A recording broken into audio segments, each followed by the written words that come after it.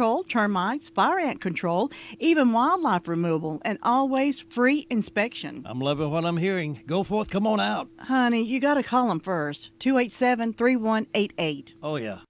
With today's hurry-up and undependable world, you need an insurance agency that will give you excellent service. Maxwell B. Hamrick Agency delivers the security and service that you're looking for.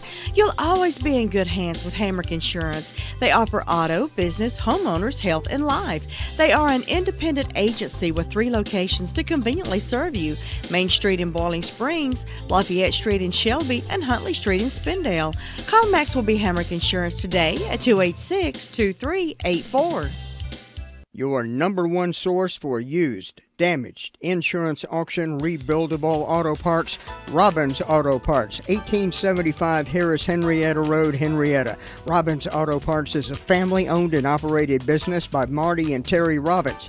Professional experience in auto parts since 1960. Call on Robbins Auto Parts, 657-5732, or visit them at www.robbinsautoparts.com. Robbins Auto Parts is a proud sponsor of Thomas Jefferson Classical Academy playoffs.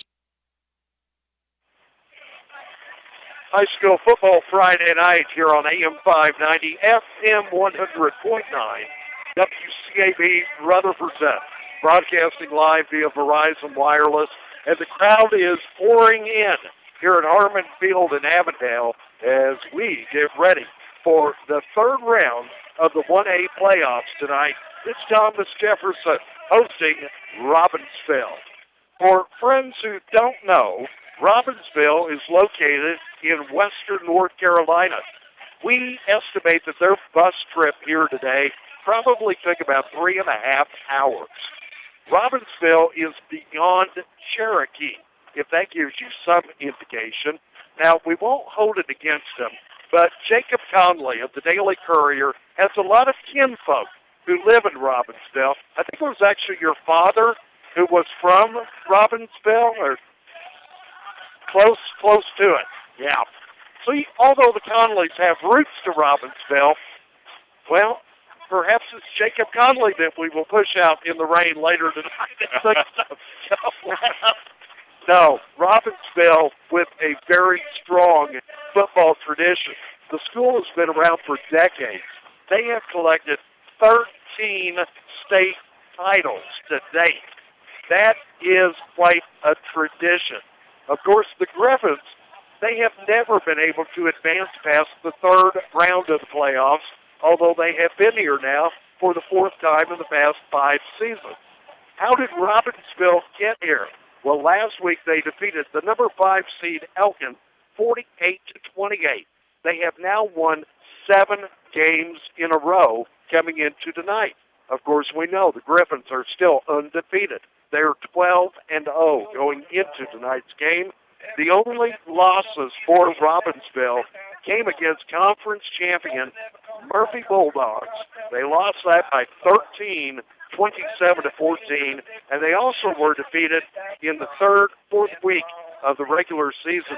A very good private school out of Fletcher, Christ School of Asheville. What a team they have this year. They defeated Robbinsville by a score of 63-32. But all of the other games, we talk about Andrews, we talk about Swain County, somebody we remember from last year, the Braves of Cherokee, the Hickory Hawks, Hayesville, Rosman, Raven Gap, also Inca, also North Georgia. Those are all opponents that the Black Knights have defeated this season. Now, from what we have heard from Coach Jerry Cash, what we can expect to see out of the Black Knights tonight is primarily a very aggressive ground attack.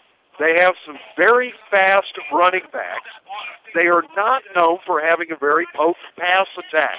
In the conditions tonight, with the rain intermittently coming down, it could be a factor. Now, the sad news is, defensively, they tend to be weakest against the pass. We would have liked to have had clear skies tonight because I feel fairly confident that if Nomi McMullins can put the ball in the air, we have a good chance tonight to get past the secondary of this Robbinsville team. I think the Griffins are psyched up and ready for this one. The Black Knights have been warming up as well. And, wow, I've been looking forward to this game since about Tuesday. Tuesday? Yeah. I've just been pumped up. I trust my gut feelings. Somehow my gut feeling is telling me this will be the first time in 23 years that I will be able to be involved with a football game in the month of December. Month of December. I know I looked all week at film footage of the opponent, and they did impress. I will give them their credit. They did impress, but when you look at the comparison between the two teams, I think TJ matched up very well with them and can exploit their weaknesses. Like you said, the pass. I don't know it's raining, but the whole time it's been raining during practice, they practiced the pass. TJ practiced the pass, and honestly, I didn't see one drop. That's good news. I was looking back through. We mentioned that the Griffins have made it to the third round 4 times in the past 5 seasons. The only other Rutherford County teams who have done it in recent history, you have to go back to a Coach Cash team from 2005. And that's when Coach was over at East Rutherford. That team made it to the third round of the 2A playoffs. But in overtime, Shelby defeated the Cavaliers by a score of 23-20. Yes, it was a questionable touchdown call. So many times against Shelby, there have been questionable calls. That one, for those of us who were there, is one that will be forever etched in our memories as one that we don't feel comfortable about saying that Shelby actually got the win. Of course, Golden Lions went on to claim a 2A state title that year. I felt like that was East Rutherford's best shot in a number of years to actually bring home a state championship. 1 year before that, Coach Cash had a Cavaliers team in 2004 that made it to the third round of the 2A playoffs, but it was the number 2 seed, Burlington Cummings, that got in the way, defeating the Cavs 51-26. Cliff, you will remember a very good Chase team. 1998 made it all the way to the third round of the 2A playoffs, but then guess who came to Allen Stadium and just would not leave town? That would be Shelby. Yeah, it was a Friday night after Thanksgiving. Chase came out flat. Never will forget that game. We had played them really tough a couple of weeks prior in the regular season, but in the playoffs, it was all Shelby, 24-0. So in the 23 years that I have been covering high school football here in Rutherford County, we only have a total of 6 teams that have ever made it to the third round of the postseason playoffs. Tonight, the Griffins become team number 7. Now, that's only 7 teams over the course of more than 2 decades. I think it's about time to change things. I want to go to the next round. I want to go to a regional final. Yeah, I want to go when Jay gets back from vacation. I like the fact that you're here tonight. But to be honest, if the hurricane hadn't happened, it would be next week. So I want to make it to this next round. I think we've talked about it. We've talked about it since early in the TJ season that we think TJ has the talent, the drive, the heart to take them there. And Jay, you and I have talked about it, recently. This is the team. This is the team that can do it. There has been a lot of trash talk online this week. Yes, I have looked at some of it. I have not seen too many comments posted by Griffins fans, but I have seen a lot of comments posted by Robbinsville fans. They really don't think TJ can be competitive with them tonight. And I'm like, I don't think you've done your homework. Well, it was a terrible team that was supposed to have the best team they've had all year that thought 20 the same years. thing. 20 years.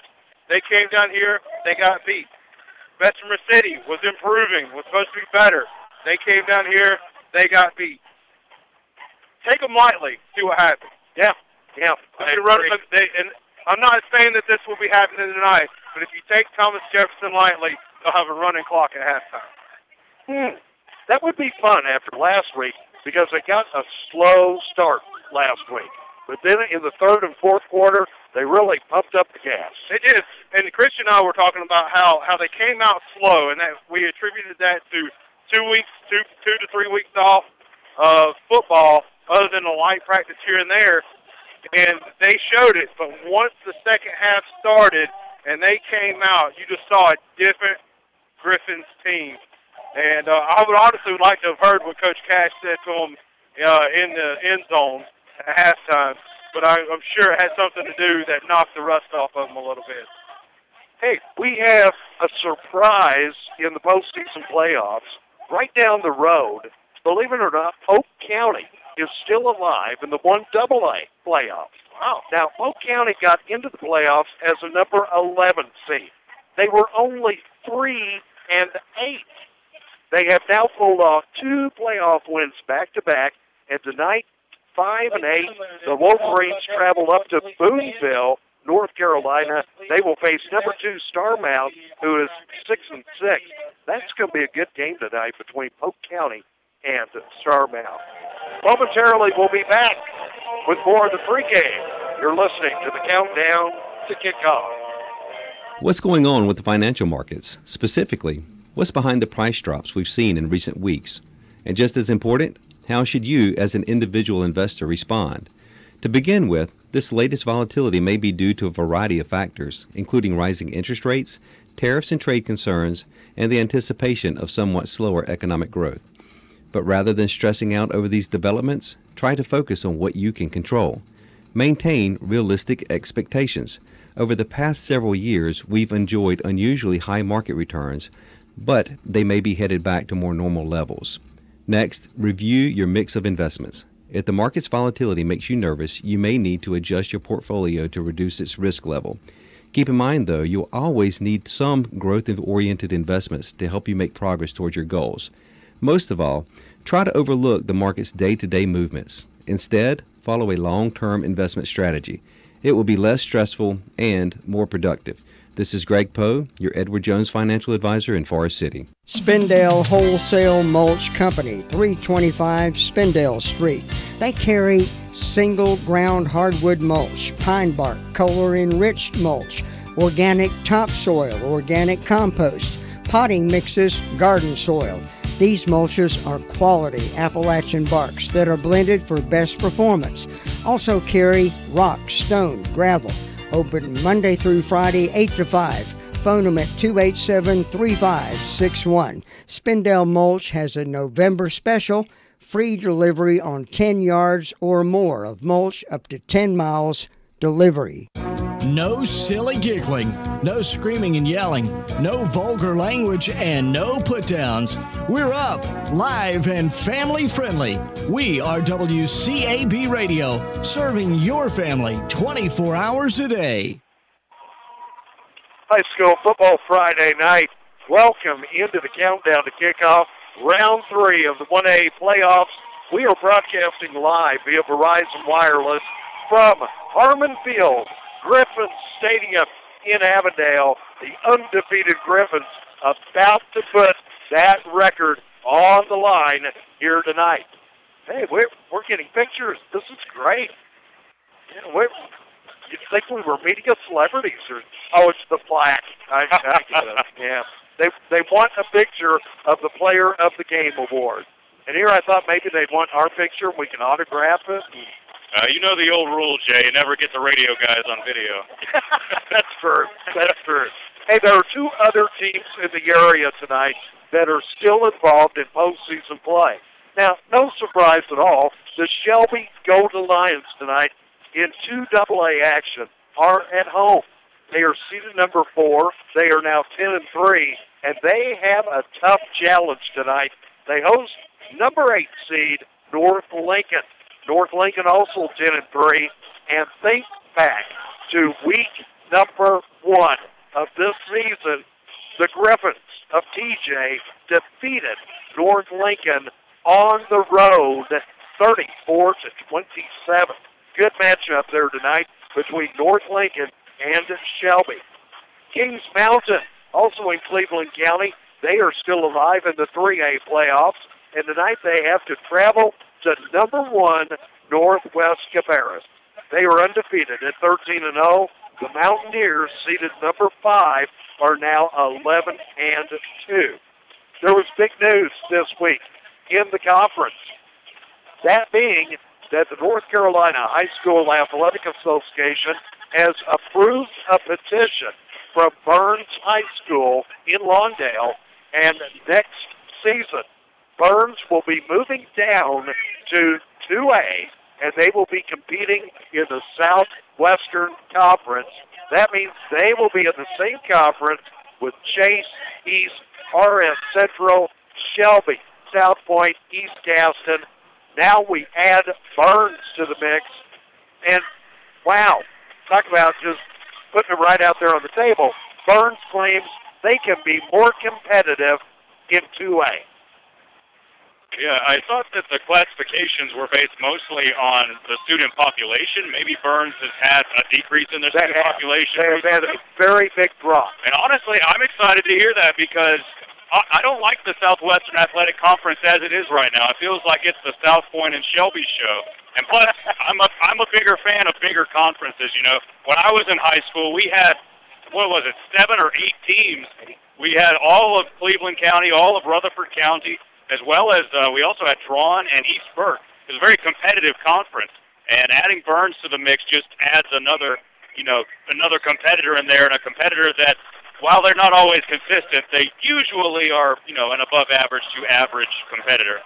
It's very unusual that the state allows for a school to change classifications in the middle of a realignment period. It kind of surprised me in a lot of ways that they didn't tell Burns, hey, you've got to wait 2 more years. Next time we have realignment, then we'll take a look at it. But Coach Eddie Taylor, who is the athletic director here at Thomas Jefferson, talking to him before broadcast time tonight, he said that there were a number of 3A schools this year that have been approved to move down next year to 2A. Yeah, it's simply because enrollment is dropping. Yeah, and where are these kids going? Where are they going? You know where they're going? They're going across the county to other schools. It's nothing bad against Burns, but athletics has turned into something where it's almost like a college recruitment type situation where you go out and recruit, and these kids are going off to either Kings Mountain, Crest, or Shelby. Yeah, and their numbers, Shelby shouldn't have that many athletes on their ball field going to their class numbers, but they do. Well, the old joke is they still have a couple of trailers out behind the school, and they just move players in and out. We are getting closer to a 7:30 kickoff here tonight in Avondale. Momentarily, our team captains will arrive. Momentarily, we'll have the coin toss, and hopefully we'll get this thing underway pretty much right at the 7:30 scheduled start time, maybe running just a few minutes behind due to the weather situation, and trying to get everything set up and ready to go. A good crowd is coming into the stadium now. I think a lot of folks were out in the parking lot waiting until just literally minutes before the kickoff to get out of the car and then to brave the elements here tonight. Yeah, I tried to figure out how to get my car to Fresh Road right here, but they wouldn't let me get through the fence. So what you need is one of those Segways or one of those new electric scooters, and then you can just roll right up here. Yeah, they don't make them to carry me, Jay. Oh, we'll be back momentarily. We are getting close to kickoff. It's high school football Friday night. Quality service at a value is what Tri-City Concrete is all about. Whatever the job, big or small, you can always depend on Tri-City Concrete to get the job done professionally. Tri-City Concrete has been serving Rutherford and surrounding counties for over 30 years. Give the hard job to the experts. Call Tri-City Concrete today at 245-2011. Now with 3 convenient locations to serve you, Forest City, Polk County, and in Landrum. So sit back and relax. This much for you. George is doing it again. Check out these prices at Farmer's Friend. Feed, seed, and supply. Deer apples, $7.99 a bag. Peanut deer mix, $12.99 for a 50-pound bag. Cedar shavings, $6.99 while supplies last. Fish Marks, $15.99 for a 100 count. Propane is only $10.99 for a 20-pound tank. Farmer's Friend Feed, Seed, and Supply has the best price on dog food. Victor High Pro Plus, just $32.29 for a 40-pound bag. Call on Farmer's Friend for Wrangler, Sweet Feed, and so much more. Farmer's Friend Feed, Seed, and Supply, 188 Whiteside Road, Rutherfordton. Thomas Jefferson Classical Academy, founded by Joe and Georgia Mamoni, is a public charter school offering grades K through 12 and serving Rutherford and surrounding counties with a grammar campus in Forest City and middle high school campus in Avondale. TJ is ranked in the top 5 of North Carolina high schools. Students have the opportunity to participate in a wide variety of academic, club, and athletic activities. We are proud of the academic excellence of all our students and especially want to congratulate Coach Jerry Cash, his coaching staff, and his athletes on an undefeated season and wish them continued success in the state playoffs. Go Griffins! Merry Christmas, everyone. This is Jim Bishop, and I'd like to take this time to wish you and your family a very Merry Christmas. You know, I think we can never say Merry Christmas too much. Who else's birth has made such a difference in our lives? Around the world, people are celebrating this birth of the Christ child, and right here at home, rejoice, a Savior is born. High school football Friday night, broadcasting live via Verizon Wireless, representing the Griffins tonight as co-captains. It is starting quarterback number 14, Nomi McMullins. Also number 56, junior tackle, defensive end Chance Sutton. Also representing the Griffins tonight, number 66, senior guard, running back, middle linebacker Isaac Robertson. And also out there tonight is number 64. That is senior middle linebacker, fullback Ethan Jackson. And I think you guys have picked up the co-captains for Robbinsville. Yeah, for Robbinsville, right now you've got number 9, Austin Lovin. He's a running back and senior. And number 22, Riley Anderson, who is their stud running back. And he's also a junior, 5'9", 145 pounds. I think that's a misprint on the weight. He looks a little bit beefier than 145. Well, he's been eating since the beginning of the year. Oh, yeah, definitely. We had Thanksgiving last week. He ate the whole turkey. Robbinsville will be receiving tonight's opening kickoff. And now we await the arrival of the Griffins. They traditionally come down onto the field from the top of the stands here at Harmon Field. I'm loving that banner that TJ's got up. You think you can beat us? Join the other 12. That's right. That is a great quote. You think you can beat us? Join the other 12. You were talking about the trash talk going on social media. I wouldn't classify this as trash talk, but Nomi McMullins himself, who I happen to follow on Twitter and who has actually replied to a comment of mine once, Nomi went out and said, you know, this was supposed to be, according to some people, a down year for Thomas Jefferson because of the amount of seniors they had lost. And he basically said, well, look at what we've done here. You know, we're undefeated now, you know, record-wise, the best team in Thomas Jefferson history. And it's like Coach Ledford used to tell us at Chase High School, you can run your mouth, but the best talk you can do are with your shoulder pads and your helmet. And I think TJ's going to come out tonight, and they're going to use their shoulder pads and helmet, and they're going to make a statement tonight. And how many games have we had this season? Union Academy, Mountain Island Charter, they wanted to get physical, and this Griffins team, they maintained composure, and they never lost their cool.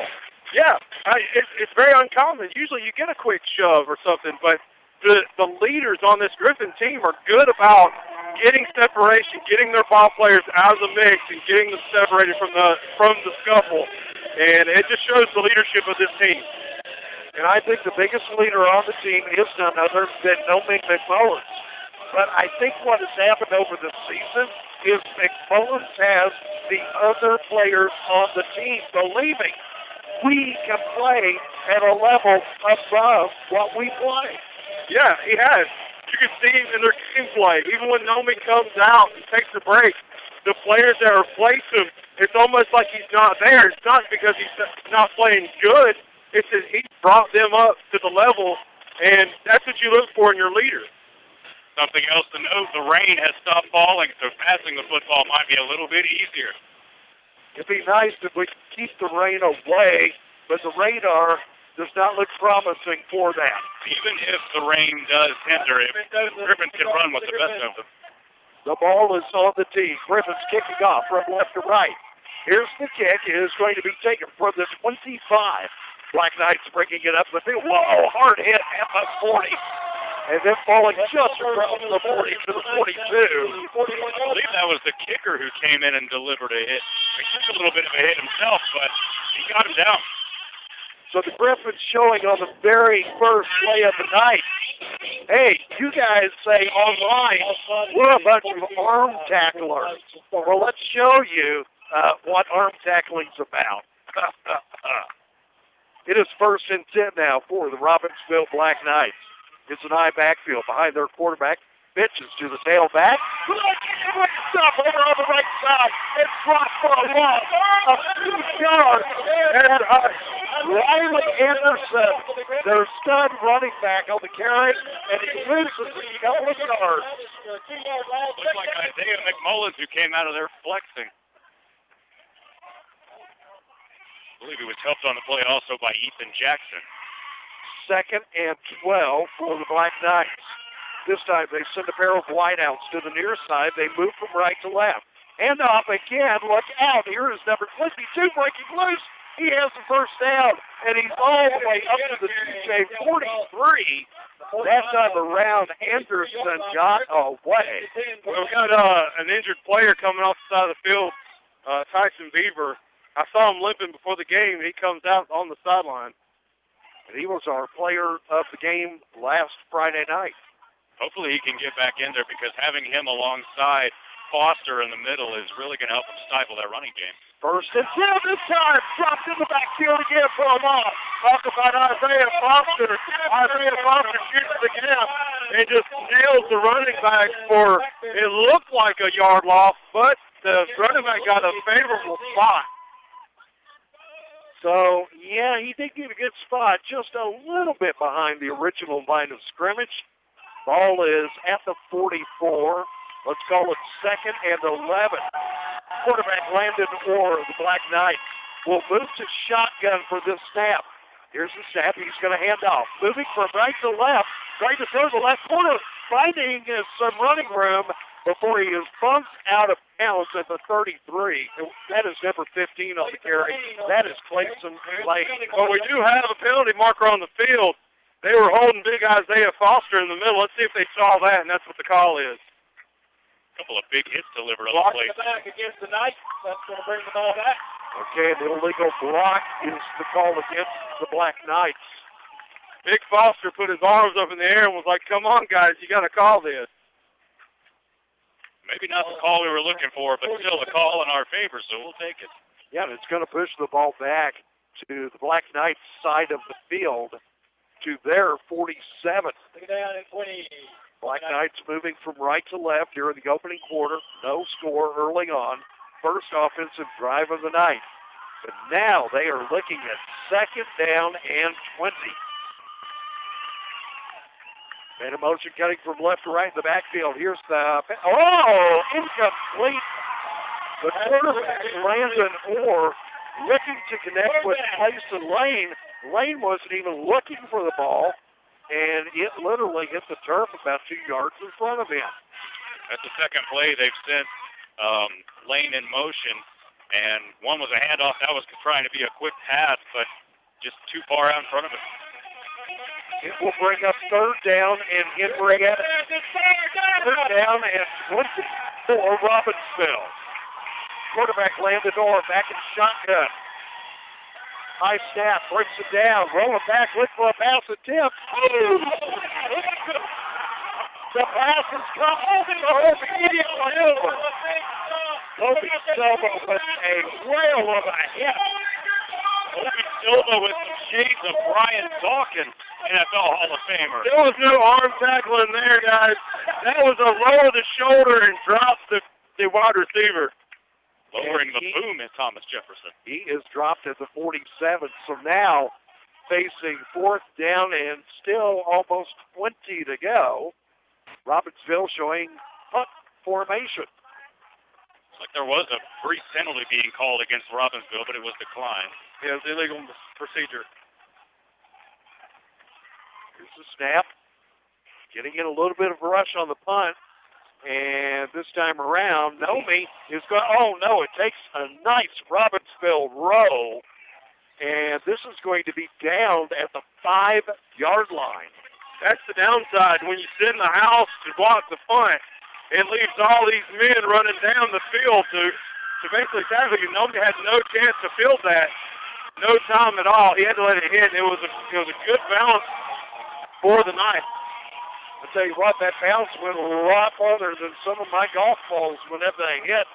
They don't travel nearly that far. First and 10 for the Griffins. They have a long way to come up the field, moving from left to right. McMullen's in shotgun. Maxwell stands to his left. Handoff to Maxwell. Cody breaking through on the left side, and it looks like he picks up a good 5, maybe about 6 yards on that carry. And that's all you really want right there. I mean, just get your 4, 5, 6 yards, let the clock run, and just chip your way down the field. Just setting the tone early here with this physical play. 2nd and 4. McMullen's handing off again. Maxwell cutting from right to left. And he's up to about the 14. That will leave him about a yard short. Maybe almost 2 yards to go. But very makeable, very doable. 3rd and 2. 8.5 minutes to go here in the opening quarter. We are scoreless. McMullen shotgun snap. Fakes a handoff. He's going to keep it himself. Nomi trying to drive straight. Ball pops out. And the ball is loose. And I think Robbinsville might have it. Let's see. Yes, Robbinsville has recovered.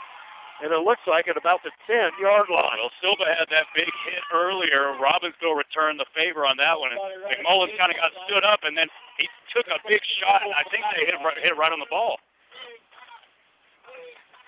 It'll be 1st and goal for Robbinsville following that fumble recovery. Landon Orr takes snap under center, hands off. Anderson over on the right side, driving. It's going to take several defenders to bring him down after a gain of 5 up to the 5-yard line. I hope both of these coaching staffs are getting the ice tubs and the icy hots ready for this game. They're going to need it. It's a good check, guys. You're on the 5-yard line. It's 2nd and goal on the 5. Let's stop them here. They break huddle. High backfield behind the quarterback. Landon Orr. Orr hands off. Anderson trying to work the left side. Got through for a couple of yards. Looks like he's up to about the 3. You can tell that Anderson is the workhorse here. They're just going to feed him. I guarantee they feed him here because in their mind they've gotten a few yards every time he's carried the ball right now, and now he's on the 2-yard line. He is only a junior, listed at 5'9", 145, but he is a house. 3rd and goal.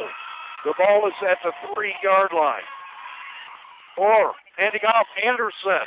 He is in. Touchdown, Robinson. Anderson, first goal. Or Robbinsville. Robinson. Yeah, right. So a 3-yard touchdown run will put the Black Knights on the scoreboard first here tonight. That score comes with 6:55 to go in the opening quarter of play. Now they line up for the point after kick. Here's Eric Barnett. And boom! It was blocked and it was no good. 6:55 to go, opening quarter. Robbinsville 6, TJ nothing. This is high school football Friday night. Paget & King Mortuary and Crematory was founded in 1903 and continues to serve Rutherford County and surrounding areas for more than a century, offering a wide selection of services from at-need funeral and cremation arrangements, shipping services, pre-arrangements, and on-site crematory. We strive to meet your every need and expectations.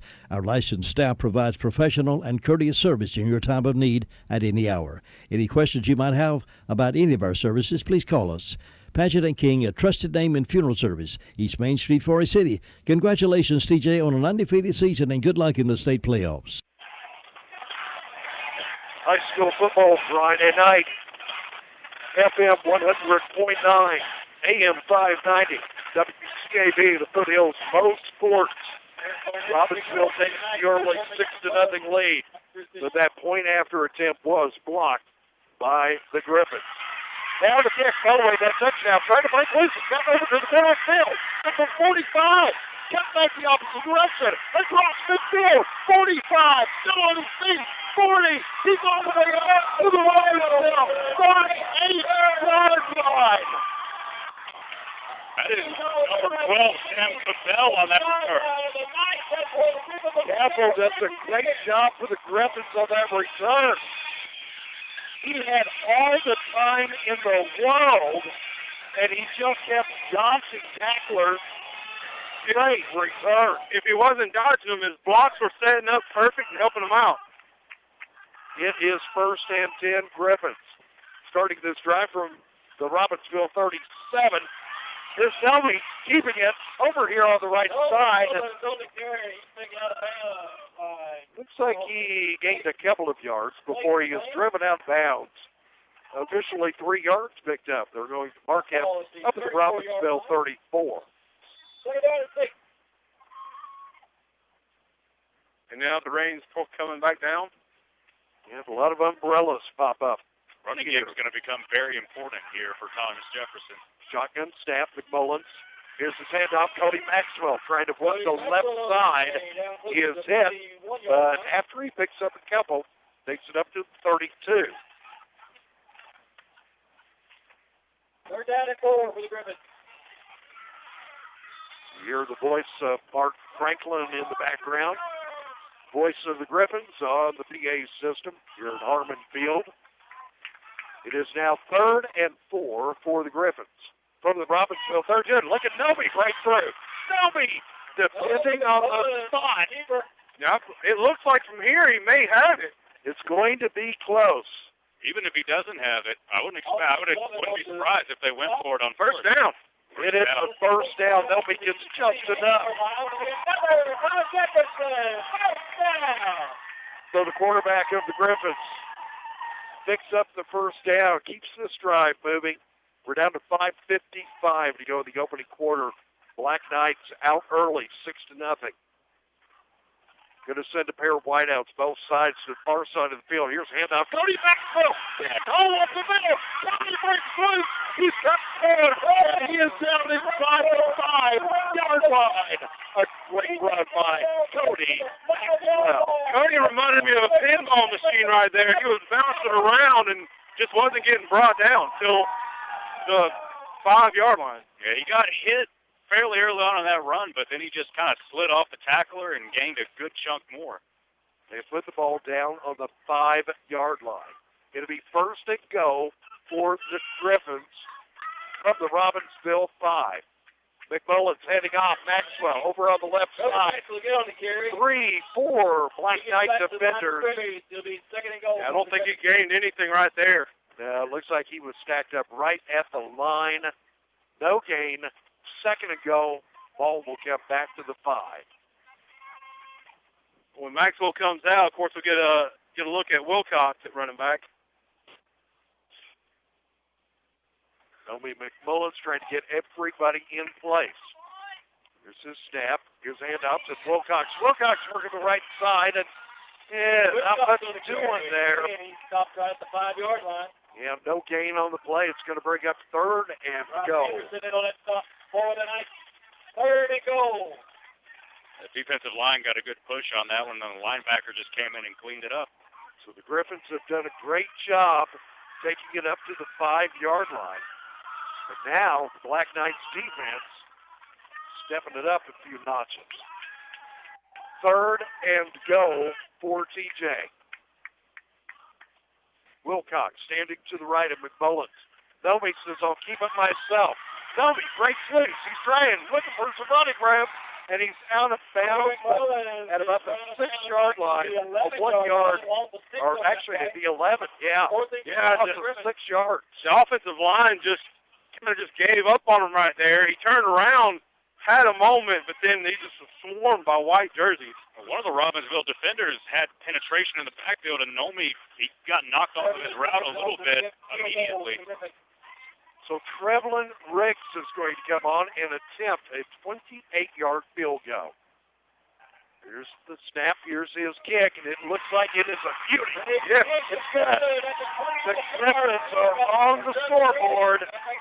So with 3:56 to go in the opening quarter, it is now Robbinsville 6, TJ 3. You are listening to High School Football Friday night. Give Santa a helping hand this year with a beautiful piece of furniture from Holland Furniture. Just in time for Christmas, Lazy Boy recliners are on sale. Also, Sealy, Tempur-Pedic, Stearns & Foster mattresses are on sale. In stock with same-day delivery. Store hours are Monday through Friday, 9 to 6, and Saturday, 9 to 5. Holland Furniture is a family-owned business, and they're located on North Main Street in Henrietta. Give them a call at 828-657-6328. High School Football Friday night, WCAB. Jay Coombs along with Cliff Palmieri, Christian Gold, and the Griffins are on the scoreboard. Of course, they would have liked to have collected more points, but hey, to get at least 3, that's a lot better than coming away with nothing. The way this game has played out, you'll take everything you can get. So now the Griffins to kick off following Trevlin Ricks. 28-yard field goal. This one scooped up by Robbinsville for 38. And now trying to cut out to the middle of the field. Stopped just short of midfield. Tackled at the 48. Both teams have kind of kicked it short. That time the Griffins kind of swibbed it. Last time Robbinsville had a bit of a pooch kick up in the air. They're trying to get each other to make a mistake on special teams. And like I said, this game is, the way this is playing out, any little mistake could really cost either one of them. Yeah, Robbinsville only has 20 yards of total offense right now, and they're up by 3. 1st and 10 for the Black Knights. Here's a handoff from Orr to Anderson. Riley picks up 1 yard and then is driven backwards. The entire Griffin defense. So the key, it looks like the Griffins are reading Anderson pretty well. But the thing is, if he breaks away, then he has incredible speed. Tyson Beaver is back out on the field alongside Isaiah Foster. So it's going to be a tough task for Robbinsville running up the middle against those guys. 2nd and 9 for the Black Knights. Whistles blow before the snap. And we have a timeout taken by the Griffins. Timeout.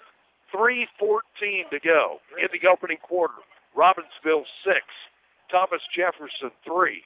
This is High School Football Friday night. Hey everybody, it's iPhone 10 days at Carolina West Wireless. You mean for the iPhone 10 or for 10 days? Yep, that's right. Which one? Both. For 10 days, you can get buy one, get one free iPhone 10s. Wow. Yep, you can even get BOGO iPhone 8s. BOGO iPhone 8s or 10s? Only for 10 days, till December 2nd at Carolina West Wireless. Certain restrictions apply. See store for details.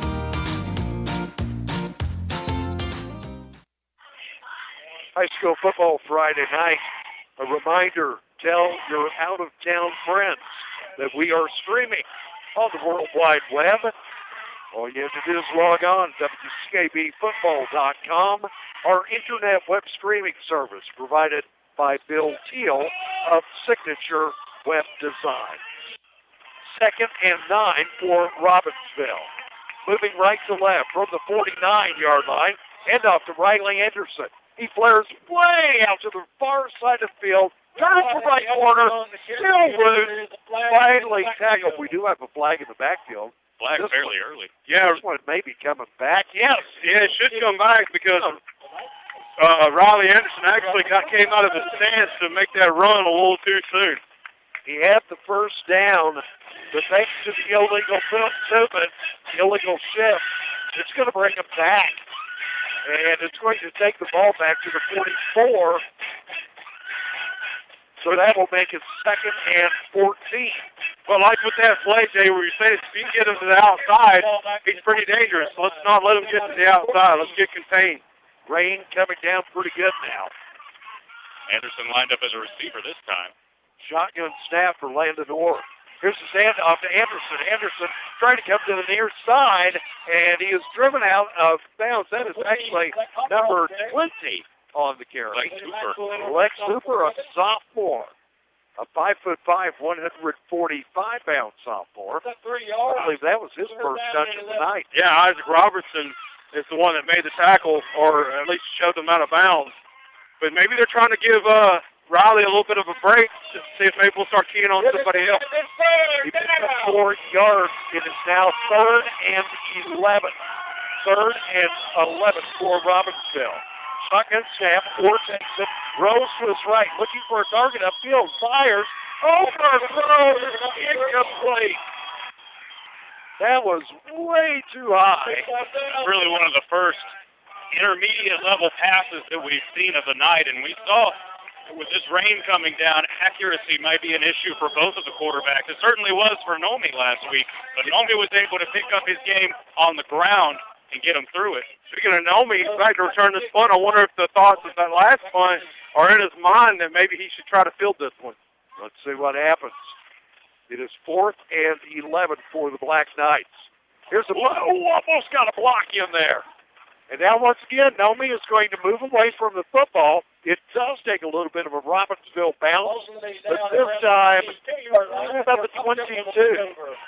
So not nearly as deep as last time around. Yeah, you got to say that it had to be because of the defensive line getting back there in the punter's face. He didn't get to take that long stride that he did the first time. So the Griffins will take over 1st and 10 from their own 22. Moving from left to right with 2:27 to go here in the first quarter. They trail 6-3. Shotgun snap to McMullins. Takes it, rolls back. He's going to fire a pass to depth. Batted down, incomplete. He was looking for Matthew Barnhart. Good attempts by Barnhart. He tried to Odell it a little bit and one-handed, but with the rain coming down, I don't know how well that's going to work. But that was the first pass we've seen from TJ tonight, and they're like, hey, we need to spread it out a little bit to open up our run game a little bit more. Yeah, you've got to make this defense widen out a little bit, so you're going to have to take some shots. Look at this. Trips to the far side this time. McMillan's rolling toward that side of the field. Now he's going to fire toward the sideline. Oh, come on. Oh, my. He's out of bounds over there and then gets drilled by the defensive player. There's no flag, though, and it is an incomplete pass. I may have thought that he just slipped up as wet as the ground is out there, but... Yeah, questionable. 2:12 to go here in the opening quarter. It is now 3rd and 10 for the Griffins. Having trouble with this drive, moving it upfield. McMullen's trying to get everybody in position. Still got time. Trips to the far side. He's in shotgun. Here's the snap. Rolls back a couple of steps under heavy pressure. Lobs it up. Ooh. Incomplete. And it was kind of dangerous because there was a Black Knight in the vicinity. McMullins took a shot as he delivered the ball, and that may have messed up his accuracy a bit along with the rain. That and Shamar didn't even know the ball was in the air. And, Shamar's been out the past few weeks with a broken arm, and this is his first game back, so his time is going to be off. But did you notice Nomi's pass was didn't look like a Nomi pass. Kind of wobbly. Now the Griffins have to punt. And this is a good punt across midfield. And it looks like it is going to be down. It hit one of the Griffins at the 44. So they will put it down at the 44-yard line. And Robbinsville will take over. 1st and 10 with a 3-point lead and a minute 54 to go in the opening quarter.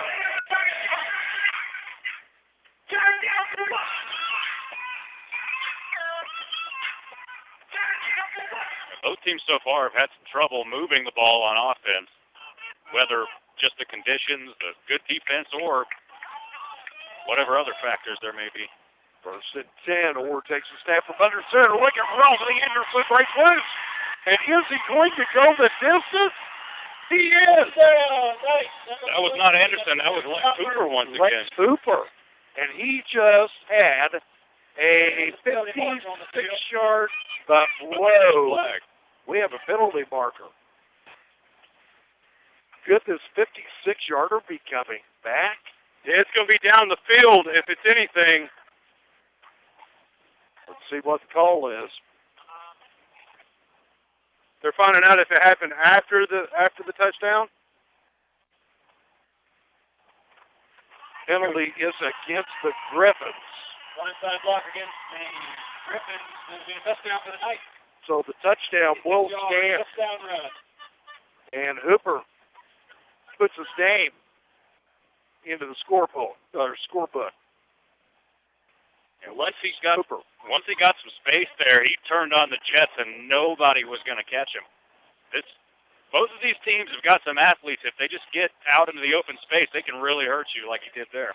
Look at this. They're going to try to go for a 2-point conversion here.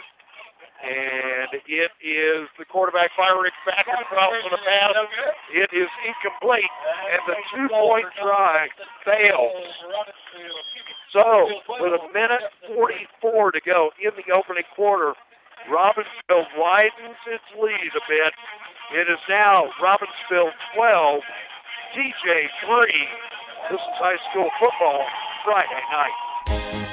The Dutch Broad Cafe, 219 Old Main Street, Cliffside, now offering fresh meal replacement protein muffins, wholesome foods without GMOs, pesticides, added preservatives, and is chemical-free, made with organic, all-natural ingredients, perfect pre- or post-workout meal or snack that are energizing, replenishing, satisfying, and most important, fresh and delicious. Enjoy banana nut, cinnamon swirl, blueberry, or chocolate chip. And breakfast and lunch served Monday through Thursday, 11 to 2, and Friday and Saturday, 5 to 8. Dutch Broad Cafe, 219 Old Main Street, Cliffside, or phone them 657-0049. With the penalty on the previous play, the kick will come from the Griffins' 45-yard line. And this one, going to try to drive it toward the far corner of the end zone. It rolls into the end zone. Touchback. High school ball that still comes out to the 20-yard line. TJ's got to get back to TJ football. You know, I know we want to spread it out a little bit, but maybe we need to just run it. And because that's what happened, we passed the 2 plays and put us behind. It was 3rd and 10. You were behind on your play call. So you had to throw it the 3rd down, and that's when it didn't happen. And then we ended up having the fun. 1st and 10 for the Griffins. Minute 44 to go in the opening quarter. They start from their 20. McMullen's handing off Maxwell. Cody over on the left side. Picks up about 3. So good pickup by Maxwell. 2nd and 7 coming up for the Griffins.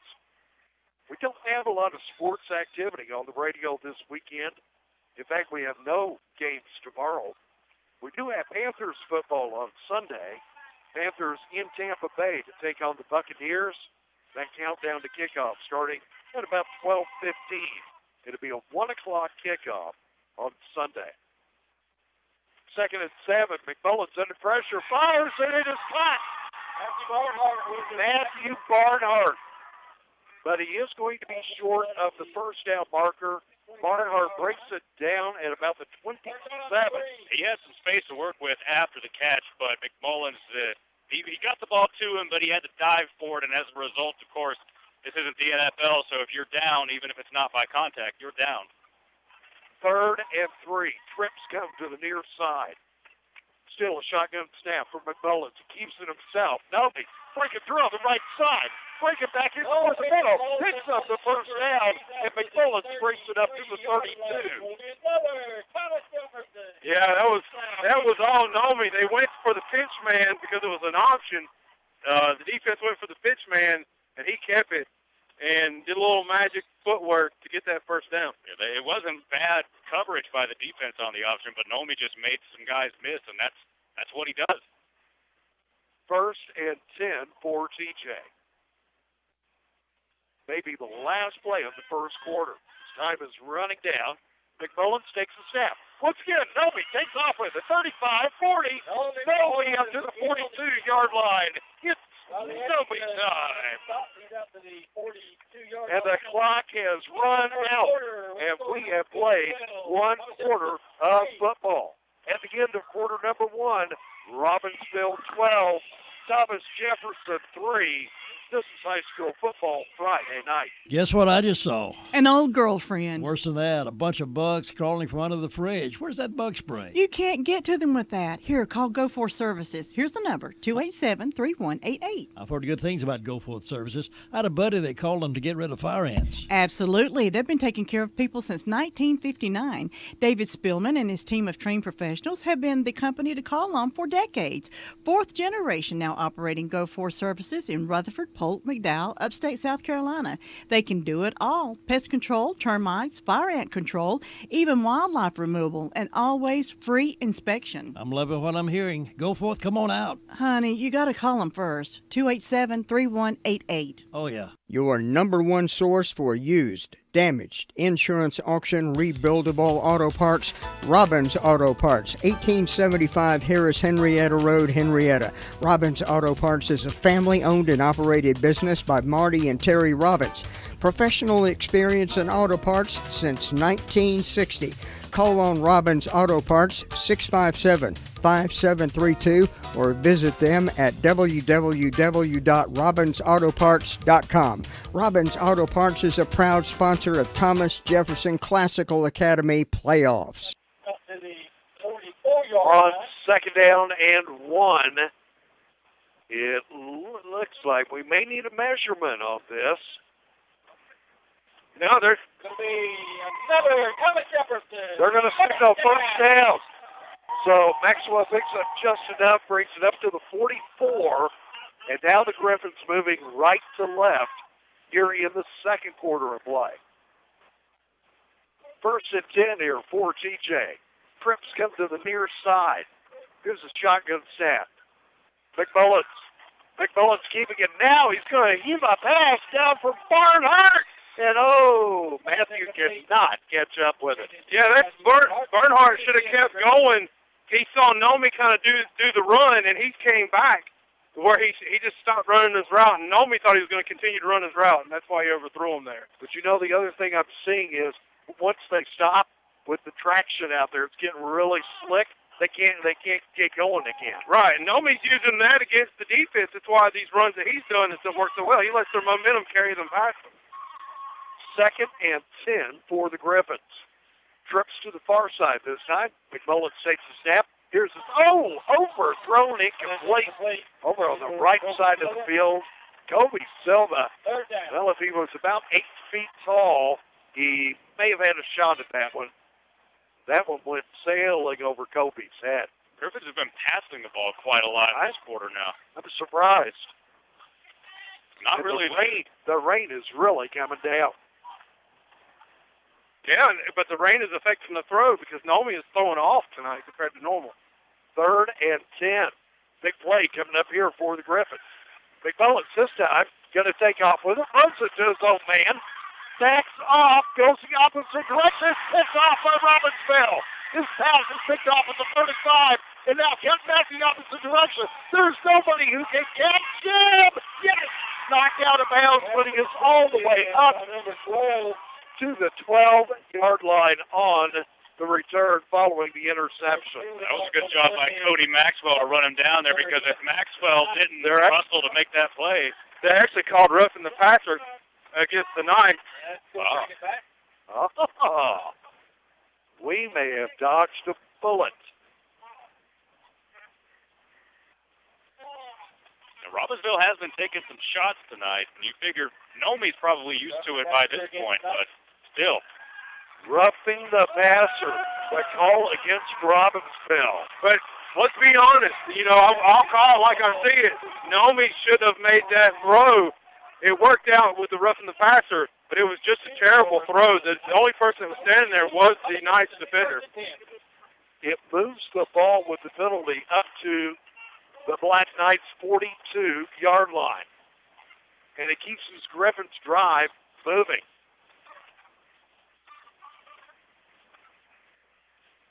Rain continues to come down at a moderate pace. Here's the snap. McMullins this time handing off. Maxwell. He is sent head over heels just across the 40. Looks like he has made it up to the 39. Pickup of about 3. That was number 17 for Robbinsville, A.J. Ornelas. And he's been in on a lot of plays. I've seen his number flash a lot around the ball. Maxwell did a good job. He kept 1 foot on the ground and was able to, once McNeil shot under his feet, he was able to kind of push himself forward to get the gain that he got. Picked up 3, 2nd and 7 for the Griffins. Maxwell stands to the right of McMullins. Here's the snap. McMullins under pressure. Launches. And, thought he had it, and he got away from it. Kobe Selva was the intended receiver up at about the 32-yard line. That was a dangerous pass to put in Silva's direction because his arm stretched out like that trying to make the play. That leaves his ribs wide open for a shot like that. Yeah, if I believe I'm Silva, I'm going to go over to Nomi and say, hey, Coach McMullins, bring it down a little bit so I don't get cut in half next time. 3rd and 7 for the Griffins. Nomi directing traffic, trying to get everybody in position. Trips to the near side. Here's the snap. McMullins rolls to his left. Looking. He's going to have to come out of bounds at the 41-yard line. Fans want a late tackle or late hit, but it was good to tackle. They were falling as they went out of bounds. Yeah. What concerned me about that drive there is that TJ, they became a little bit predictable. I mean, they were dropping back and taking shots down the field, and Robbinsville was just prepared for it. So now on 4th and 10, the Griffins are going to have to put the football away. 4th and 7, that is.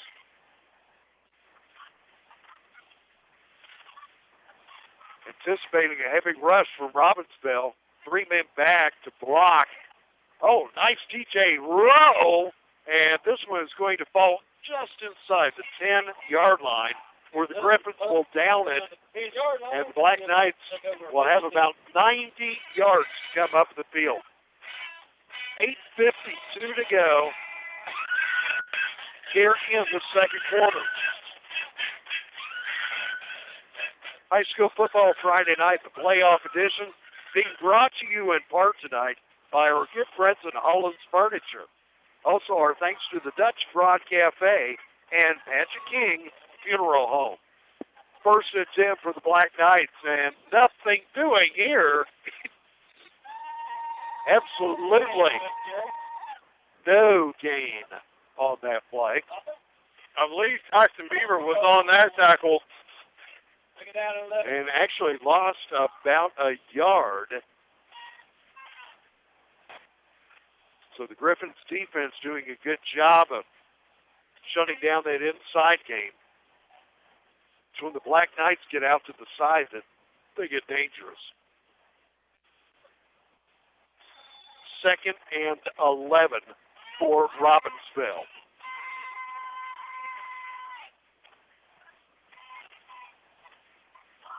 Quarterback Orr, shotgun snap, handing off. It is number 15 who is dropped in the backfield again. And looks like about the 8-yard line. He may have lost another yard. And Sutton did a good job of stringing out that play and not letting it get past him. He drags the runner down. That's Clayson Lane, number 15 on the carry for the Black Knights. And we mentioned the big guys in the middle, Foster and Beaver, but the defensive ends are going to be just as important, especially when trying to run to the outside. That entire D-line is going to have to step up tonight. This is a big 3rd down. 3rd and almost 12 for the Black Knights. Quarterback, short little pass over to the far side of the field. wrapped up by Griffiths and driven out of bounds after very short yardage upfield, maybe 2 yards at the most. And now the Black Knights will be forced to punt the football away. Nomi probably will be back at about midfield. Griffin should have really good field position with about 8 minutes left before the half. I'd almost let this one hit and not try to field it with the rain coming down the way it is. It is coming down hard now. Here is the punt, and it's down over just across the 50. So it looks like the Griffins will take over first and 10 from their own 48. I think that was a smart thing to do, not even try to field it, because you're looking up, the rain's hitting you in the face, and that ball is super slick right now, and you don't want it to shoot through that slick jersey and your slick arms onto the ground. You know, the weather forecast for tonight was intermittent showers, but it's been raining ever since we got started tonight. Some intermittent. Let's see what the Griffins can do. Really need to get a score on this drive. And McMullen's keeping it driving ahead. Noe is across midfield up to the Robbinsville 48. So he picks up a good 3. That's the first run we've seen out of TJ in quite a few plays. You know, Noe at times kind of reminds me of Kyler Murray. That's a good comparison. I hadn't thought of that before. Kyler Murray, the Oklahoma Sooner, who decided to pursue the MLB over the NFL. Good choice. Less headaches. Second and 7. Here's McMullen again, going straight ahead. Nobody breaks loose at the 40. And finally tackles up at the 36-yard line. Biggest run of the night for Nomi. Now, Jay, you're a Sooner fan. Tell me, is Kyler Murray known for just running people over like that? Not really.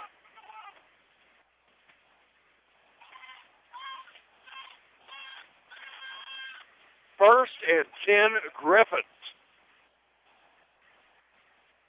Here's the snap. Nomi handing off this time to Maxwell. Cody trying to work that right side. The rain coming down heavy. Maxwell low to get up. He took a shot to the back of the head. Oh, no, he's back down on the field. He got his head banged. I think he hit somebody's knee at the end. Injury timeout on the field. Cody Maxwell is down after that run. He got it back to the line of scrimmage to the 36. And now the TJ Trainer is out to take a look. Looks like we have a break in the action. 6:45 to go. Second quarter. Our score is Robbinsville 12, Thomas Jefferson 3. This is high school football Friday night. With today's hurry-up and undependable world, you need an insurance agency that will give you excellent service. Maxwell B. Hamrick Agency delivers the security and service that you're looking for. You'll always be in good hands with Hamrick Insurance. They offer auto, business, homeowners, health, and life. They are an independent agency with 3 locations to conveniently serve you: Main Street in Boiling Springs, Lafayette Street in Shelby, and Huntley Street in Spindale. Call Maxwell B. Hamrick Insurance today at 286-2384. High school football Friday night. Cody Maxwell is being lifted up now. He appears to have his bell rung. Getting a little bit of help now as he comes over toward the sideline. Really hate to lose Cody. Hope that maybe he can shake this off, but he did take a really hard hit to the head. The good thing for TJ is they have plenty of capable runners, very deep team. They've got Nomi, they've got Anthony Wilcox, they've got a few other guys. Cavell's a pretty good runner. In fact, it's Wilcox in there right now, and he stands to the left of McMullins. It is second and 10. McMullins takes the snap, cut back the opposite direction. Has a block, has 2 blocks. Now he's going to fire a late pass attempt. Out of bounds and complete. I think maybe he wisely got rid of that football because he had a pair of Black Knights coming right at him.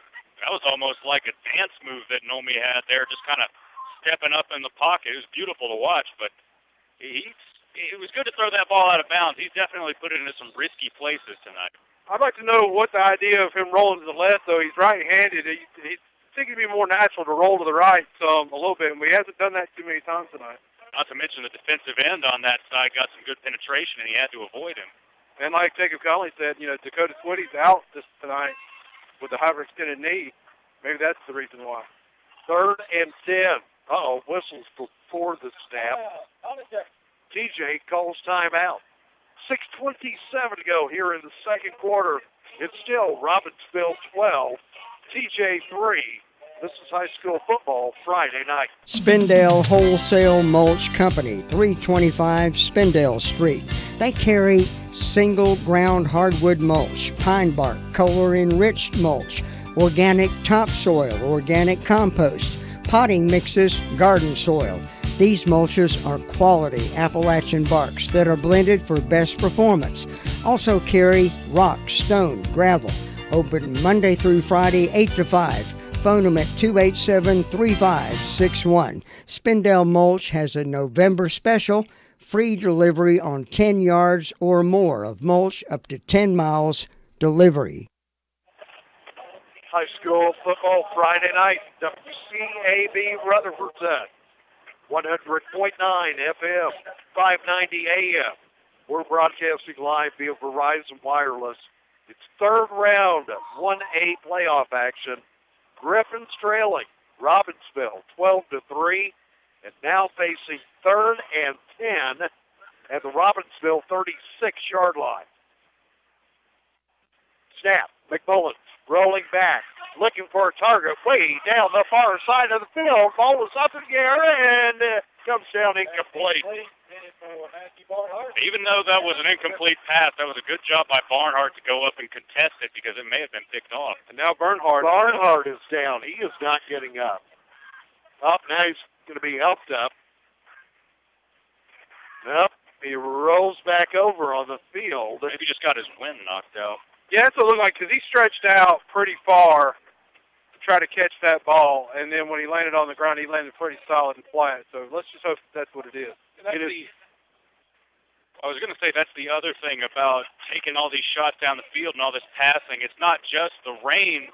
If the balls keep on being high and keep on being missed high, and these receivers are having to go after them, and that increases the risk of injury on top of the slippery field. So I'm not one to question coaches, but it's odd. So Barnhart now is coming off, getting no help. He's walking over here on his own. Well, right now I look at the player that has been the most dominant for the Knights on defense is that right defensive end, because all night long he is getting in the backfield in Nomi's face, and the left tackle is going to have to do a better job of picking that block up. Slow him down a little bit more. Chops his legs out from under him a couple times. He'll slow down. On 4th and 10, going to try to punt this and bury the Black Knights deep. Should be a bit of a pooch punt. And this one's actually going to be taken by the Black Knights and quickly run out of bounds on the far side of the field at about the 10-yard line. So only about 26-yard punt. But the Knights will have to come 90 yards. They have about 6 minutes left in the second quarter. TJ's got to do a good job of keeping everything in front of them, because if they can keep everything in front of them, they've shown that they can stop this Robbinsville offense. It's when they get past the TJ defense that it becomes a problem. And realistically, if they could have a stop here, 3 and out, they could get the ball back before halftime. Big pile up over on the left-hand side. Anderson on the carry. Looks like he picked up about 2. Brings it up to the 12. Of course, with the running play, the clock will continue to run. We're down to 5:40 to go in quarter number 2. TJ will be receiving the ball to start the third quarter. Orr, the quarterback, handing off and working over to the far side of the field. Look out, he breaks loose. 25. Oh, yeah. And that all breaks loose. And let's see who's got it. I think I'm moving Mullins playing on it. The Mullins falls on the football at the Thomas Jefferson 47. So that was Ethan Jackson, I believe. Yes, Ethan Jackson, number 64, who tracked him down, got right up behind him, and then just punched the ball out. Shades of those Chicago Bear defenses out there. Yeah, that just shows that you never give up on a play because he was burnt. He was burnt, but he didn't give up. He run the ball carrier down from behind, and the ball carrier forgot he was there. And when he shot his guns, like the coaches used to call them the guns, it knocked the ball out. Mullins was right there to pick it up. And let's remember, half of the Robbinsville points tonight have come off of a big TJ turnover. So let's see if they can get one of their own here. Well, they have plenty of time. 5:23 left to go here in the second quarter. 1st and 10 from their own 47. Snap, McMullins. McMullins looking upfield. Pass attempt on the way. He's looking, picked off at the 20-yard line. And now coming back to the near side of the field and going to be hit, knocked out of bounds at the 49-yard line. And Denver Flair. That was a whale of a hit. Number 3, Chase Phillips for Robbinsville picked it off. A little bit of a big collision. We heard the helmet-to-helmet there between him and Nomi. And, I mean, the Knights have kind of been keying in on Nomi's passes all night long, and they almost got one earlier, but no penalty to save us this time. So just like that, Robbinsville gets the ball back. It'll be 1st and 10 from their 49-yard line. 5:09 to go on the clock. They lead it 12-3. Snap to Orr, whistles blow. Somebody jumped the gun.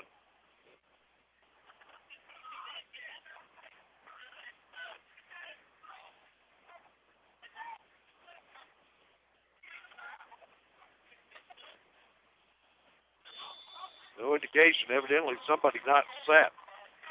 No penalty. After such a big play like that, it can be hard to sometimes as a player get out there and really get ready to go. I'm wondering if maybe it was a chain gang. They weren't set, I don't think, on the far side.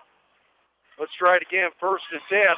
Look out. Anderson plow it through. It's going to take 4, 5. Griffin defenders finally wrap him up. Never dropped him to the turf. But Anderson takes it all the way up to the TJ 36. Robbinsville hyping up the crowd a little bit on their side. And a good crowd did make the long road trip tonight. It is nowhere near the 1,500 that they had said they would bring. But I would say they have a couple of hundred over there on the far side of the field. Here's Orr handing off again to Anderson. Anderson on the left side, and he picks up about 5. He takes it up to the Griffins, 31. Isaiah Foster is off the field right now, and that was a run right up the middle. Isaiah Foster being replaced by Thomas Hicks, number 55, for the Griffins. 2nd and 5 for Robbinsville. Ball at the Griffins, 32. Ball that also. I think the Griffins may have it again.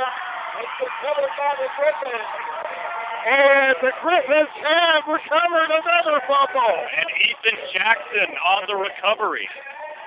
Good job by Jackson. And the Griffins once again take over. 1st and 10 from their 34-yard line. Yeah, it looked like a decent snap, but the quarterback took his eyes off of it a little too soon and tried to hand the ball off, and it wasn't even in his hand. He kind of bobbled it like a hot potato. Haven't had fries that hot in a long time. 4 minutes exactly to go. 1st and 10 Griffins. Come on, let's get something going here. McMullen says, I'll take it. Nomi getting a block. He's the running across midfield. And now, now that's That's a flag on the field. Yes. That was a very late hit. Nomi was clearly out of bounds, with the Black Knight defender riding him on his shoulders, and then has the late hit and the flags come out. That was the defensive end that Cliff has been mentioning, Austin Lovin, number 9. And the officials are having a conference here. There must be 2 flags on the field. I only see the one, but they are having a prolonged conversation here. And Nomi out of bounds, up here at about the 37-yard line. Not only that, right in front of Nomi when he was running, one of his blockers actually was thrown to the ground as well. Let's see if we get the call now from our referee. Multiple fouls on the play. Illegal procedure against the Griffins. Personal foul against Robbinsville. So they'll count it off because it happened after the play, and then they'll walk off the 15 yards, which will be, it should be first down and 10 from, the 44. Yeah, he moved it up 10 yards and got the yardage. And, did pick up a first down. The ball has been spotted at the 44-yard line. Very similar to last week. Nomi's been more effective with his legs than he has with his arm tonight. I would expect TJ to kind of continue to cater to that. Especially with rain continuing to fall. First and 10. Here's Nomi. Rolling to his left now. Fires. And now another incompletion. It's that wet ball. It's hard to throw, and then Nomi's not been able to set his feet because, once again, the defensive end was in his face. And that one's just across midfield. I'll say it's a good sign that number 15 is back out on the field, Cody Maxwell. It was actually Devin Bradford that Nomi was trying to connect with. Second and 10. 3:45 to go in the second quarter.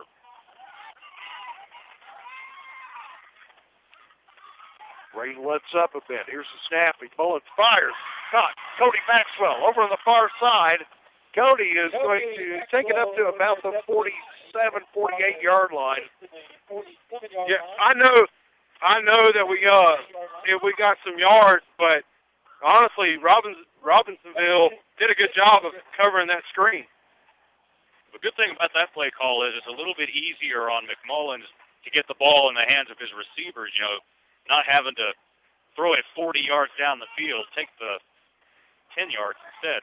3rd and 6 for the Griffins. McMullins, he's going to run with it. Cuts out to the left side, Smithfield. Nobody's still going. He has a drop from 45. It's Nomi time. First down, TJ. McMullins takes it to the Robbinsville 44-yard line. And the one thing that has surprised me a little bit tonight is, you talked about the footing and how slippery it is. Nomi hasn't seemed to have had a problem getting his cuts and running himself. Sometimes it's all about the cleats, too. First and 10, Griffins. And Maxwell, Cody, cutting from left to right. Cody is up to the 41. Gain of about 3 for Maxwell. Clock becoming a factor. We're down to 2:25 to go before halftime. Rain has let up quite a bit.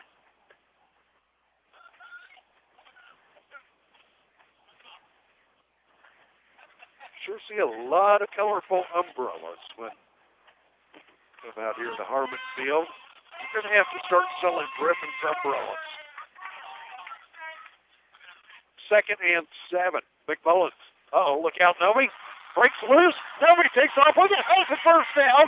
Still on his feet over on the far side of the field. They're going to call holding on the wide receiver over there, which I think was not a good call. The receiver had him on the inside and was pushing, but Referee says otherwise, that it was a holding call.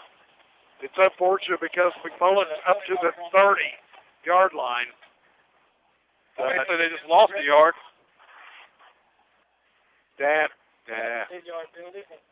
where I wish we had instant replay.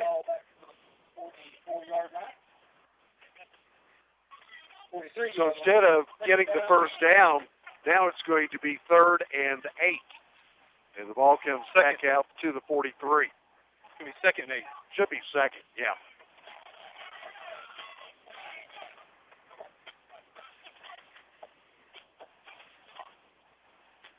Seems to be a bit of confusion. The referees aren't sure whether they're supposed to be running the clock or not. Well, the clock right now is showing 1:48.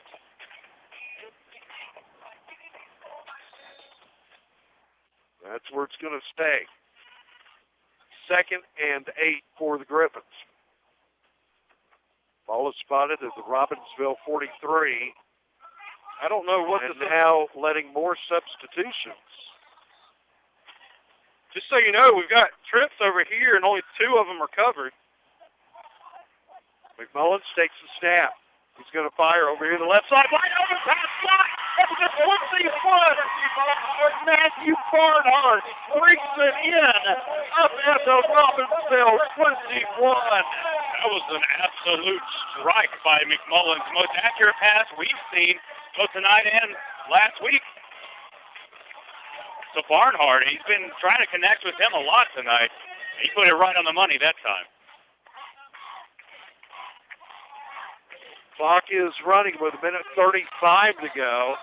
And now, timeout taken by the Black Knights. 1:32 to go. It's Robbinsville 12. TJ threatening. They have 3. This is high school football Friday night. Quality service at a value is what Tri-City Concrete is all about. Whatever the job, big or small, you can always depend on Tri-City Concrete to get the job done professionally. Tri-City Concrete has been serving Rutherford and surrounding counties for over 30 years. Give the hard job to the experts. Call Tri-City Concrete today at 245-2011. Now with 3 convenient locations to serve you, Forest City, Polk County, and in Landrum. So sit back and relax. This much for you. High school football Friday night. WCAB, Jacobs will have Cliff Palmieri, Chris can go. Griffins are trailing Robbinsville by a score of 12-3, but with 1:32 to go before halftime, it is going to be 1st and 10 TJ at the Black Knights 21-yard line, and the rain has pretty much let up. Yeah, it's almost quit. A little bit more dryness in the air now, too. Let's see if the Griffins can capitalize on the break in the weather.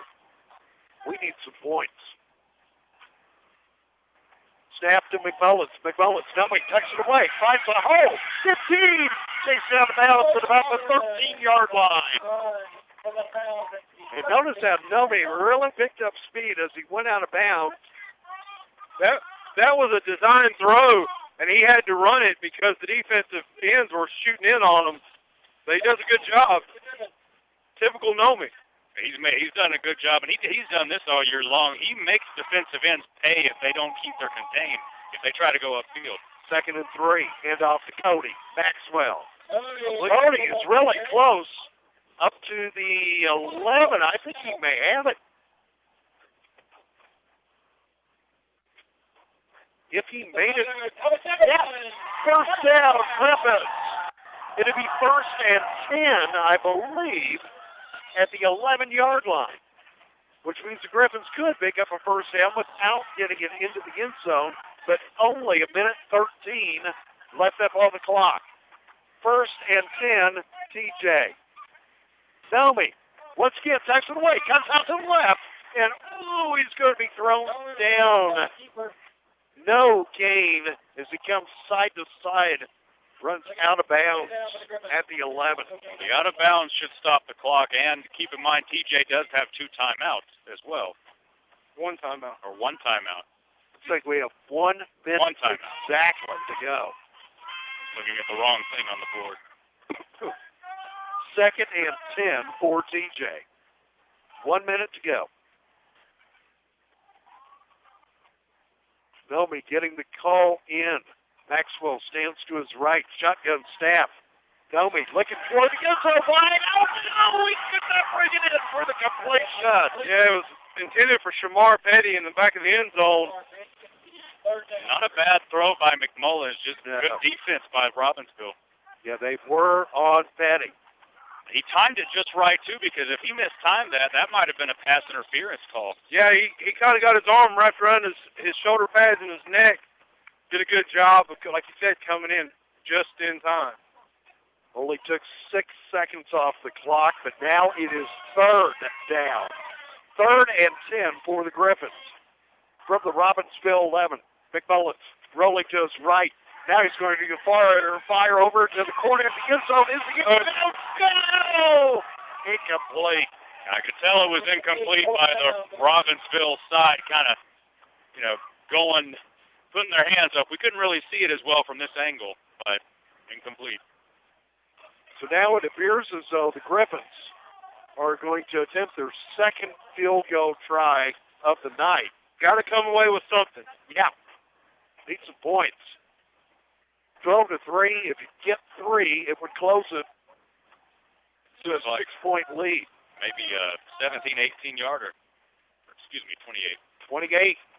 And Riggs is going to nail it. It's good. It is his second 28-yard field goal of the night.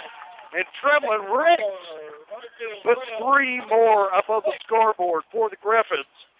And with 42 seconds left to go in the second quarter, it is now Robbinsville 12, Griffins 6. This is high school football Friday night. Thomas Jefferson Classical Academy, founded by Joe and Georgia Mamoni, is a public charter school offering grades K through 12 and serving Rutherford and surrounding counties with a grammar campus in Forest City and middle high school campus in Avondale. TJ is ranked in the top 5 of North Carolina high schools.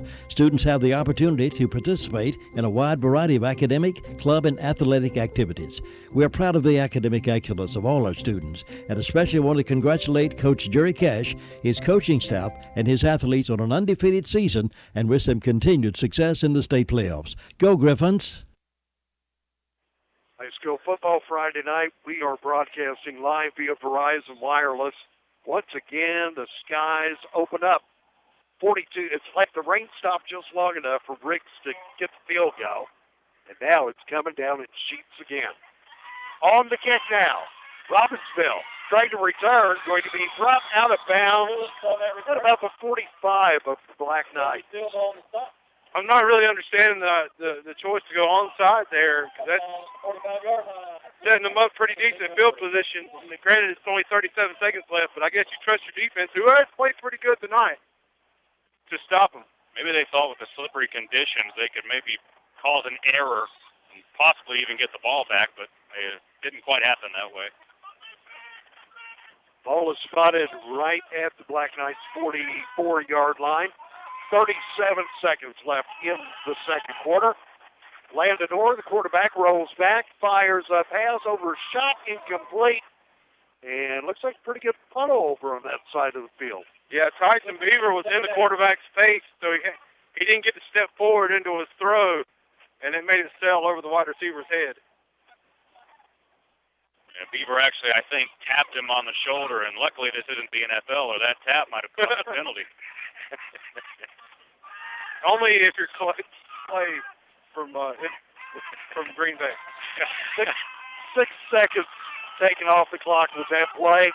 It is now 2nd and 10, or handing off here to Hooper, and he makes it up to the 50, but he is stopped there after a gain of about 6, and now timeout called. Looks like we have 24 seconds left to go in the second quarter. Robbinsville 12, TJ 6. You're listening to High School Football Friday night. Paget & King Mortuary and Crematory was founded in 1903 and continues to serve Rutherford County and surrounding areas for more than a century. offering a wide selection of services from at-need funeral and cremation arrangements, shipping services, pre-arrangements, and on-site crematory. We strive to meet your every need and expectations. Our licensed staff provides professional and courteous service in your time of need at any hour. Any questions you might have about any of our services, please call us. Paget & King, a trusted name in funeral service, East Main Street, Forest City. Congratulations, TJ, on an undefeated season, and good luck in the state playoffs. Only 24 seconds remain here in the second quarter. Now, Robbinsville may take a shot toward the end zone. What if we had a pick? And what if Nomi breaks it up the field for the touchdown? Now, handoff this time around and trying to work his play, and whistles have not blown yet. And the clock will stop with 13 seconds to go. And the Knights have advanced into the TJ 45. And another timeout taken by Robbinsville. We'll hold it here. Looks like they're going to need a measurement here. It's very close to being a first down, but I think realistically they only have time for one more play. I think they may have it because the nose of the ball is right on the white line, and it looked like the sticks were just on the Knights side of the white line, but we'll see. Some lines can be painted crooked. Shane Gang comes onto the field, and by a nose of the football, they have it. First down, but the biggest key here, really, only time for one more play, maybe two at the most. But that saves the Knights their timeout that they were originally going to take, so they might just try to take a shot and see what happens. Well, if they take a shot, Nomi picks it off and comes back up the field, scores a touchdown, and we either get the point after or go for two. Hey, I go for that. First and 10. Orr takes the snap. Quarterback rolling out to the far side of the field. Now he's going to take that deep shot way down the field. Oh, no! That's a terrible call. Was batted down by the TJ defender, and quickly a penalty flag comes out. And that was not pass interference. The referee that was standing with them did not throw that flag because it came from the referee or the official up the field. He saw that it was clean. And the referee down the. Oh man! If they do the right thing, they should pick it up. No, they're That stinks. I thought for a second with that stinks.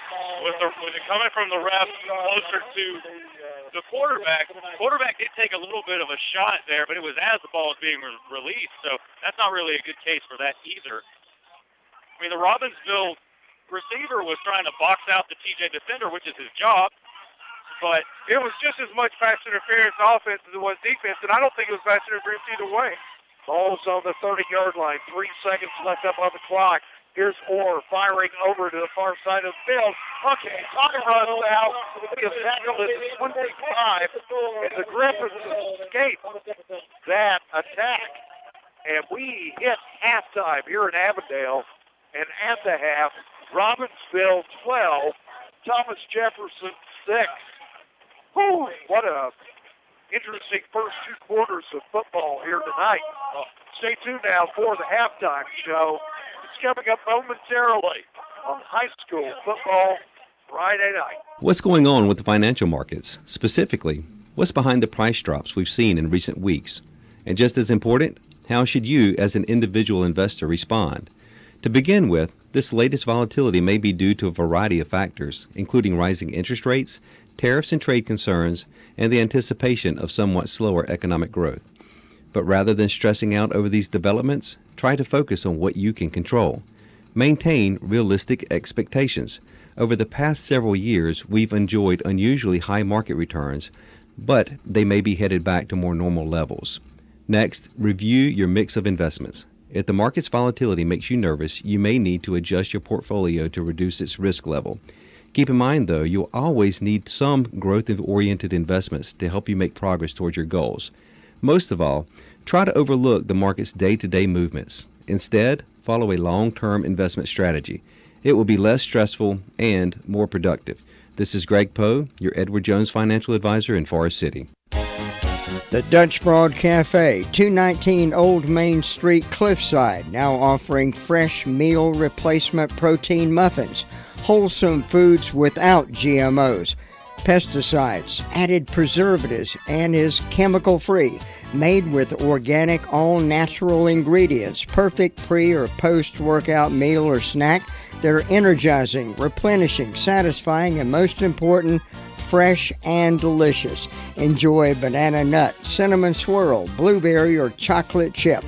And breakfast and lunch served Monday through Thursday, 11 to 2, and Friday and Saturday, 5 to 8. Dutch Broad Cafe, 219 Old Main Street, Cliffside, or phone them 657-0049. High school football Friday night, broadcasting live via Verizon Wireless. It is now halftime here at Harmon Field in Avondale. At the break, Robbinsville leading our Griffins by a score of 12-6. Let's go back and I'll quickly recap the scoring in the first two quarters of play tonight. Robbinsville struck first, and they hit the touchdown with 6:55 to go in the opening quarter. It was their running back, Riley Anderson, who connected from 3 yards out. Point after kick was blocked. It was no good, but the Black Knights took the early lead, 6-0. Then, with 3:56 to go in the opening quarter, TJ's Trevelyan Riggs, his first of two 28-yard field goals in the first half. Sales through the uprights good, and the Griffins closed the gap to 3. Robbinsville 6, Griffins 3. Then with 1:44 to go in the opening quarter, Lex Hooper takes off on a 56-yard touchdown run for the Black Knights. They tried to go for 2. That was no good. Robbinsville, though, with the 12-point lead, 12-3. That was our score after the first quarter. In the second quarter, the rain picked up tremendously here in Avondale. With 42 seconds left in the second quarter, Trevelyan Riggs of the Griffins, his second 28-yard field goal of the night. It's good, and it closes the gap a bit. Robbinsville 12, Thomas Jefferson 6, and that is our halftime score. Here at Harmon Field, both teams go to opposite end zones during halftime. So Robbinsville has taken off to the left side of the radial dial to the far corner of the stadium, and the Griffins over here to the right of us in their end zone. Now keep in mind, TJ does get the football to start the third quarter. Now if they can mount a scoring drive, they could be right back in this game in no time. So it's going to be interesting to see how the Griffins come out after the halftime break. Last week, it was two almost totally different teams. It was from the first two quarters to quarter 3 and 4. Yeah, I mean, Christian and I kept looking at each other last week in that first half going, man, TJ just doesn't look the same. Came out the second half, took control of the game, and didn't look back after that. Let's hope the adjustments are made tonight. I think the major difference tonight is the Griffins last week kind of got a preview of what tonight could be like with the weather and whatnot. And plus, they've had, they're back in the swing of things, so to speak. They haven't had 2-3 weeks off coming into tonight. So I think those are definitely factors that that are in their favor. Yeah, as of right now, a little bit of a miss. It's very light. If the weather will cooperate and hold off, I actually like the Griffins' chances a lot better here in the second half. But I think the downpour, I don't think they function very well in that. Well, and you got to give the edge right now to the Knights. I hate to say it, but if you look at their past games, they've played somebody close. They sometimes come out on the losing side, but maybe they've been in these close games. TJ's only been, 1 to 2 maybe close games this year? Yeah, but with that number that were close at the half. Oh, yeah. We had to pull it together. Kevin Carver, thanks, Kevin. Kevin has some statistics for us here at the half. Thomas Jefferson has a total of 131 yards. For TJ, it looks like Nomi,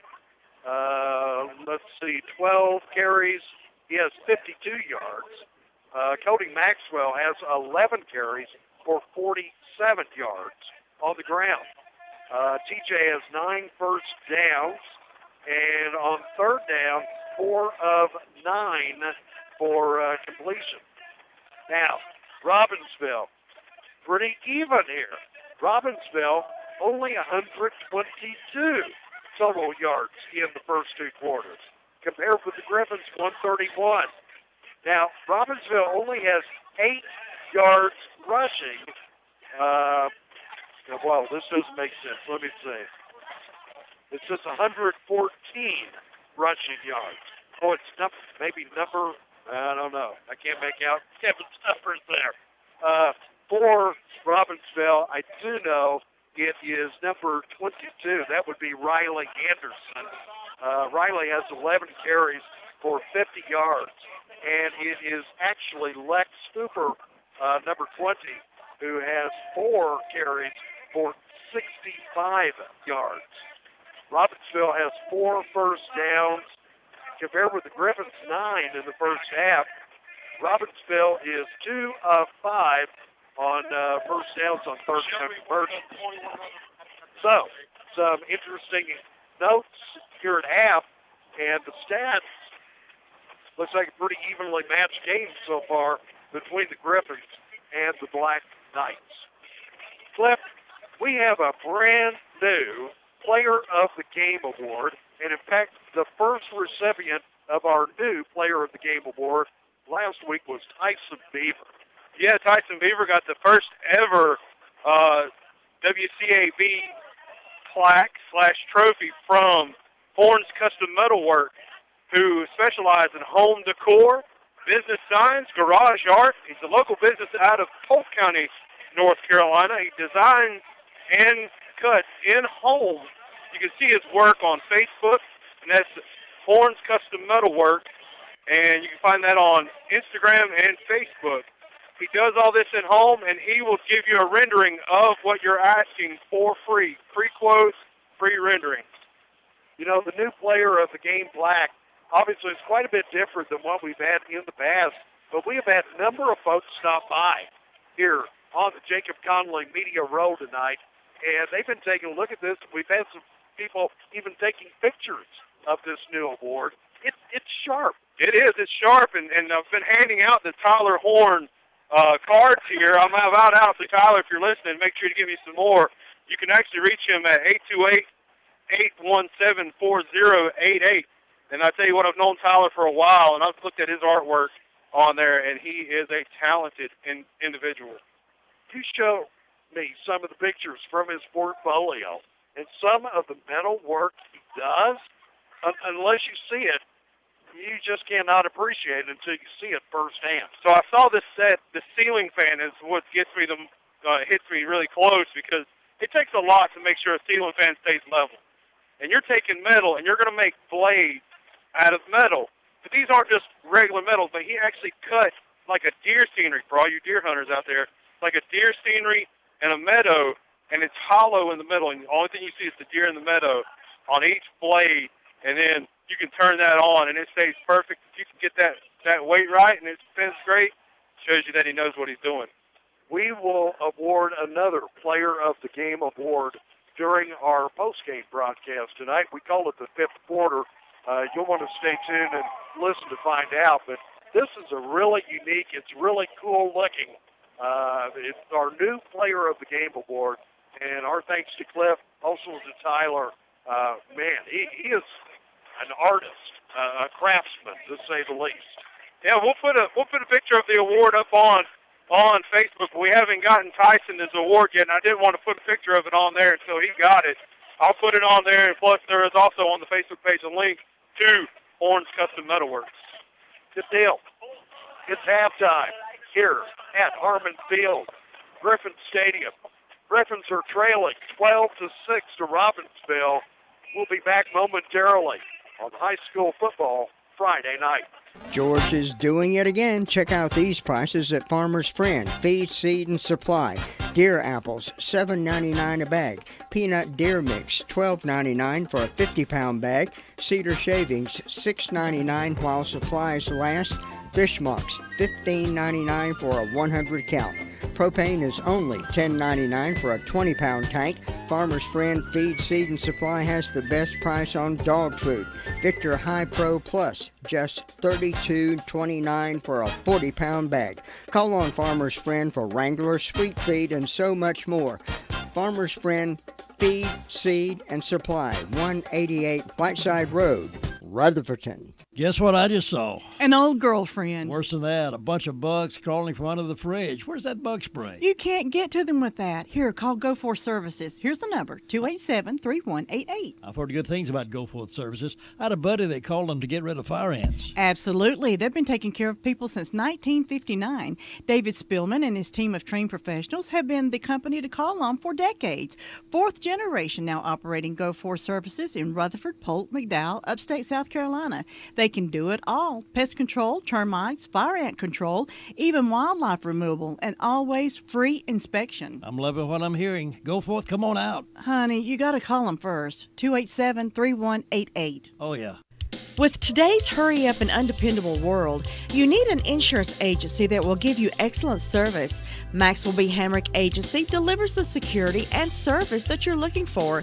You'll always be in good hands with Hamrick Insurance. They offer auto, business, homeowners, health, and life. They are an independent agency with 3 locations to conveniently serve you. Main Street in Boiling Springs, Lafayette Street in Shelby, and Huntley Street in Spindale. Call Maxwell B. Hamrick Insurance today at 286-2384. Bye now. High school football Friday night here on the Foothills Mo Sports. We are broadcasting tonight live via Verizon Wireless. It is 12-6. Robbinsville leading our top-seeded Thomas Jefferson Classico Academy Griffins. You have tuned in to High School Football Friday night on 100.9 FM, 590 AM, WCAB Rutherfordton. You'll also find us streaming tonight online, WCABfootball.com. Our internet web stream is provided courtesy of Bill Teal of Signature Web Designs. We were checking a couple of other area playoff games of interest. Not that there are a lot of interest to us, with no other county teams still involved in postseason play. But, of course, one that we do have an interest in is the Murphy at Mitchell game, because the winner, the Murphy at Mitchell game, will face the winner of this game here tonight in Avondale. So, last we heard, I think said Mitchell was up by 3 on Murphy at the half. There are more people coming by to take pictures. Telling you, Jay, you're going to have to get the word to Tyler. Man, people want pictures of this. Yeah, make sure you guys go online and take pictures. Go online, shoot Tyler a message. Let him know that you like his work. The partnership of small business and radio in action. Hey, I got a third quarter score in boys basketball action over at Chase. Trojans are leading Highland Tech 57-56 at the end of the third. Yeah, Josh McKinney's over there covering that basketball game tonight. That means Chase is coming back, because when I checked earlier, they were down by like 15 to 20 to Highland Tech, and I was like, whoa, wait a minute here. This is Highland Tech. Wait a minute, it's Chase and basketball. That's right, never mind. Hey, we did notice a couple of other scores. What was it, 26-0 Shelby out in front of North Lincoln? Yeah, 26 minutes ago we had 21-0, but 21-0. But I haven't had another update since. Polk County having a rough time up in Boonville tonight. Last I heard there, I think 14-0 Starmount. Okay. Our thanks to Jacob Conley. He's been picking up some of these scores of the other playoff games. And now the Griffins break away from the end zone. And the fans get a little bit rowdy here in Avondale, trying to fire up their team and trying to get them back into this ball game. They only trail by 6 points. So it's not like there is no opportunity.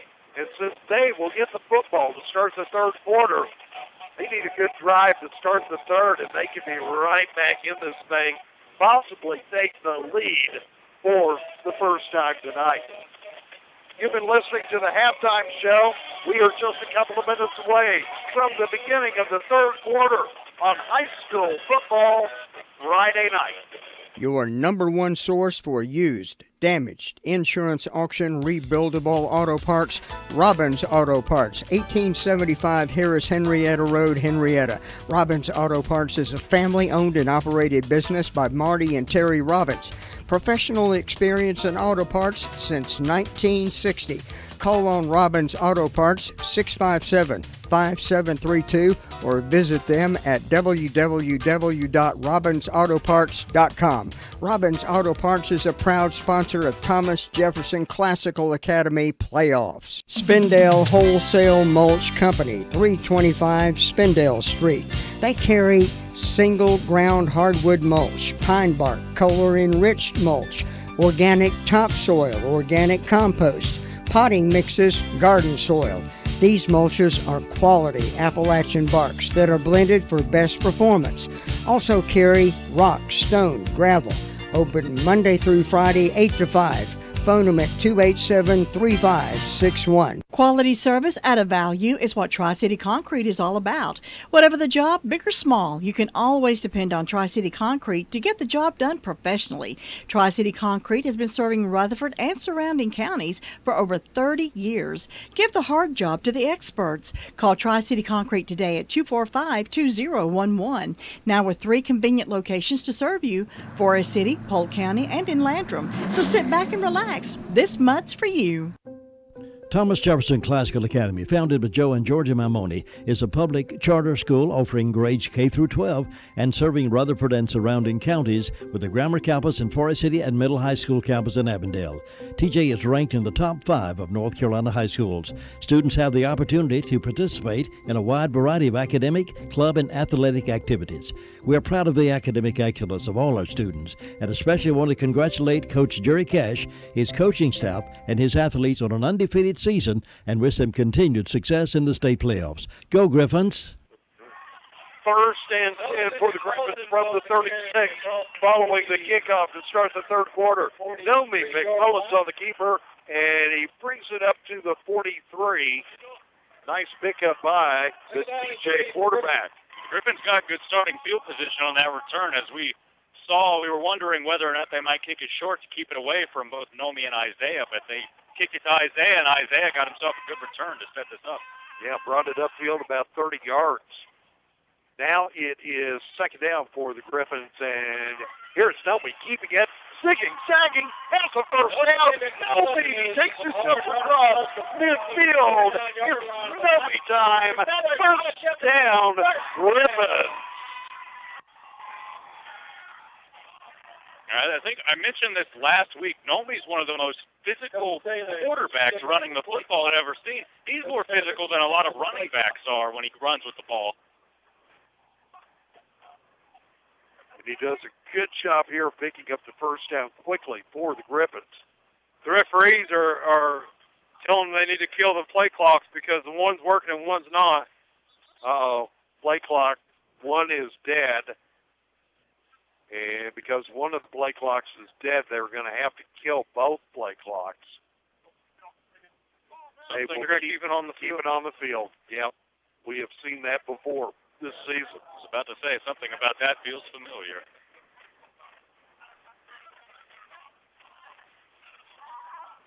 It is still going to be first and 10 for the Griffins when we do get to resume play. Fell rain at the moment. It came down heavy in the second quarter. And the downside to this pause is it's killing the momentum that TJ has built. Yeah. Now we're ready.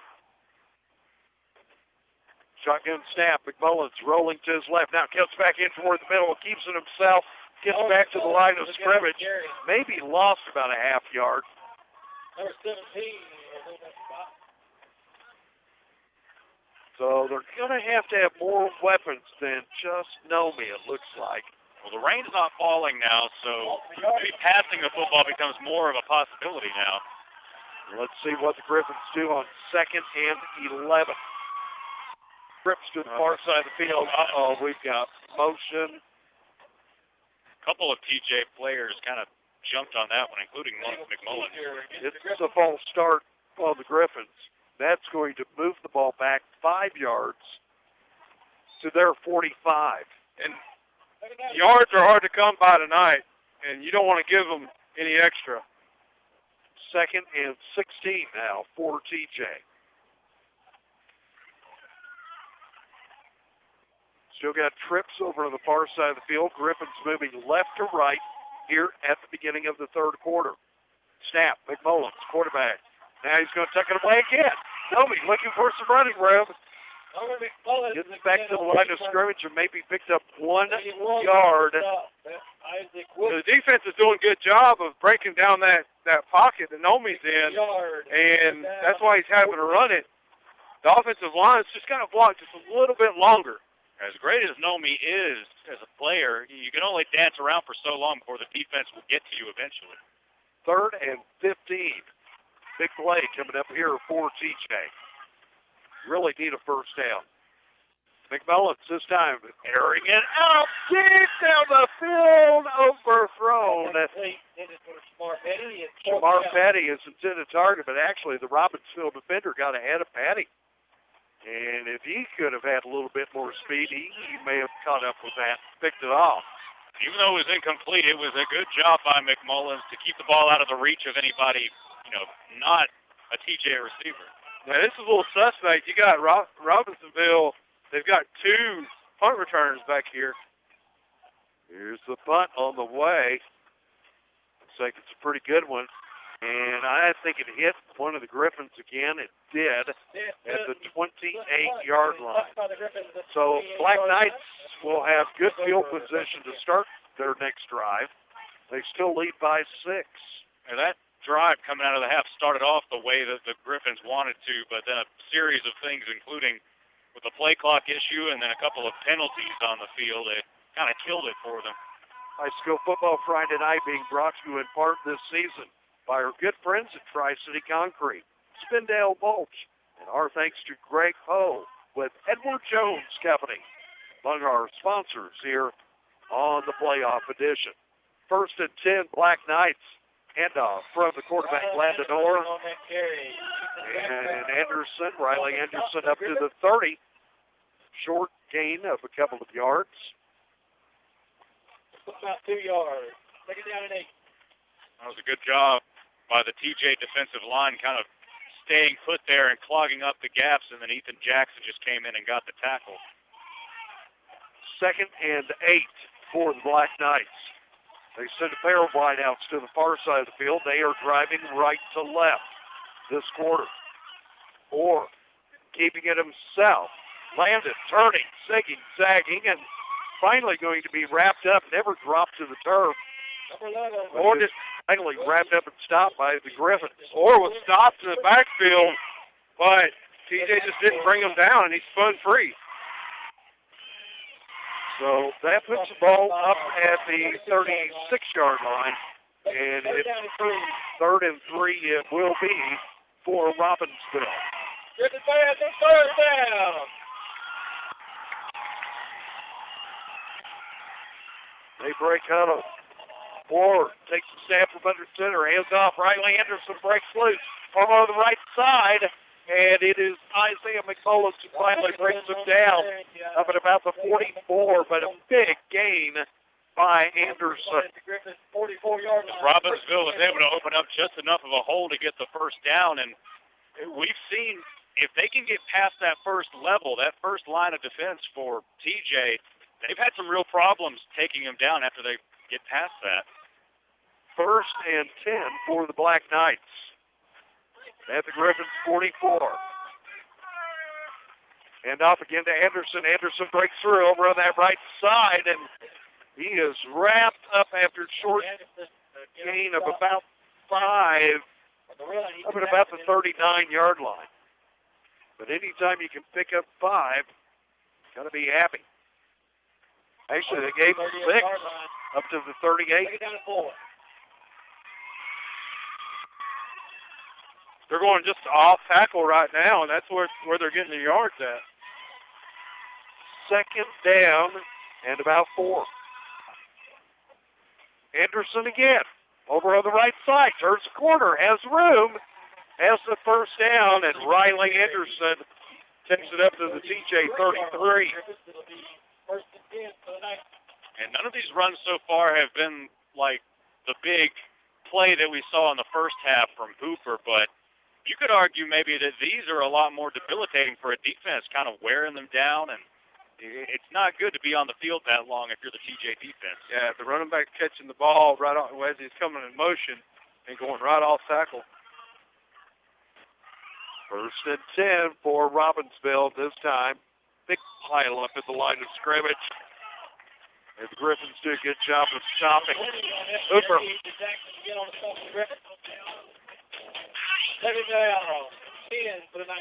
Yeah, really no gain on the play. This is where the Griffins defense really needs to put a stop to this drive and not let them score any more points.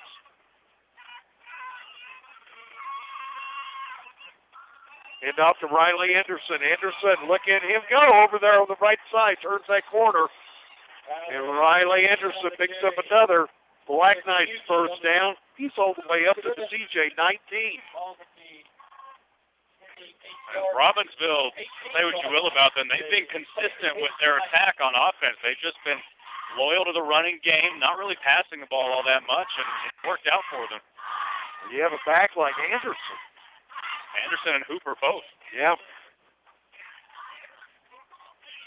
First and 10, and here again is Riley Anderson.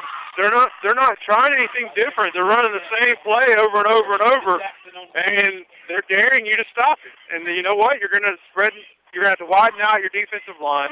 You're going to have to sacrifice a little bit in the middle and get somebody to go off that side, off that left side. I'm noticing a couple of the TJ defenders kind of slower to get up now, hands on the hips and knees, and that's not what you want to see out of your defense. We're down to 4.5 minutes to go in the third quarter. Eating a lot of time off the clock. Or this time it's going to come back to the opposite direction. Fires, pass caught into the end zone. Touchdown, Robbinsville. Number 20, Black Hopper on the touchdown. Black Super on the touchdown. McMullen's about 19 yards out. McMullen's, he was up a little bit too close, just didn't have quite enough depth to, make that play, and then the quarterback did a good job of fitting the ball over him, and it'll be a touchdown. Actually, a 14-yard touchdown pass play there from the quarterback, Landon Orr, connecting with Black Super. One of the few passes we've seen all day from Robbinsville. And now Robbinsville will try to go for a 2-point conversion. And, the ball broke through, got away. Conversion attempt is no good. No good, so another 2-point try that is no good, and it still gives a little bit of room for the Griffins to come back in this thing. 4:25 to go, third quarter, and our score is now Robbinsville 18, TJ 6, high school football, Friday night. Paget & King Mortuary and Crematory was founded in 1903 and continues to serve Rutherford County and surrounding areas for more than a century, offering a wide selection of services from at-need funeral and cremation arrangements, shipping services, pre-arrangements, and on-site crematory. We strive to meet your every need and expectations. Our licensed staff provides professional and courteous service in your time of need at any hour. Any questions you might have about any of our services, please call us. Paget & King, a trusted name in funeral service, East Main Street, Forest City. Congratulations, TJ, on an undefeated season, and good luck in the state playoffs. High school football Friday night. Robbinsville has increased its lead to 12 here in Avondale, thanks to a 14-yard touchdown pass play from quarterback Landon Orr to Lex Hooper. Now the kick following that touchdown. And now, cutting up the field with a pick. Oh, look at him go, 45, 50, cross midfield, all the way back to the 45 off the black side. Isaiah McCullen's on the return, and he's been great tonight when he's gotten the ball in his hands on special teams. Yeah, to be honest, you got excited when you saw he had blockers in front of him, but his blockers ended up slowing him down. I believe if they had moved out of the way, he'd been standing in the end zone. It'll be 1st and 10 for the Griffins. And they need to get something on this drive here. Oh, I think they need a touchdown. Here's the snap. McMullen shotgun. Rolls back a couple of steps. Under pressure. Look out, Novi. Breaks loose. Get rid of it. And he tosses out of bounds. Incomplete. Oh, the pressure on him that time. That was definitely smart for Nomi to get rid of the ball. Yes, because we have a Robbinsville player down on the sideline. Looks like number 9. Austin Levin. So he will be looked at by the trainers. Nomi under a lot of pressure that time around. Wisely got rid of the football before he had to eat the turf. High school football Friday night being brought to you in part during the playoffs by our good friends at Farmer's Friend, Feed, Seed, and Supply. Also our thanks to Robbins Auto Parts, Maxwell Hamrick Insurance, Gulfports, Termite, Pest Control, and Services, and our thanks to Thomas Jefferson Classical Academy, all among our sponsors of the third round 1A playoffs. 4th time in the past 5 seasons that the Griffins have made it to the third round, but it has been our Achilles heel. They have never got past round number 3.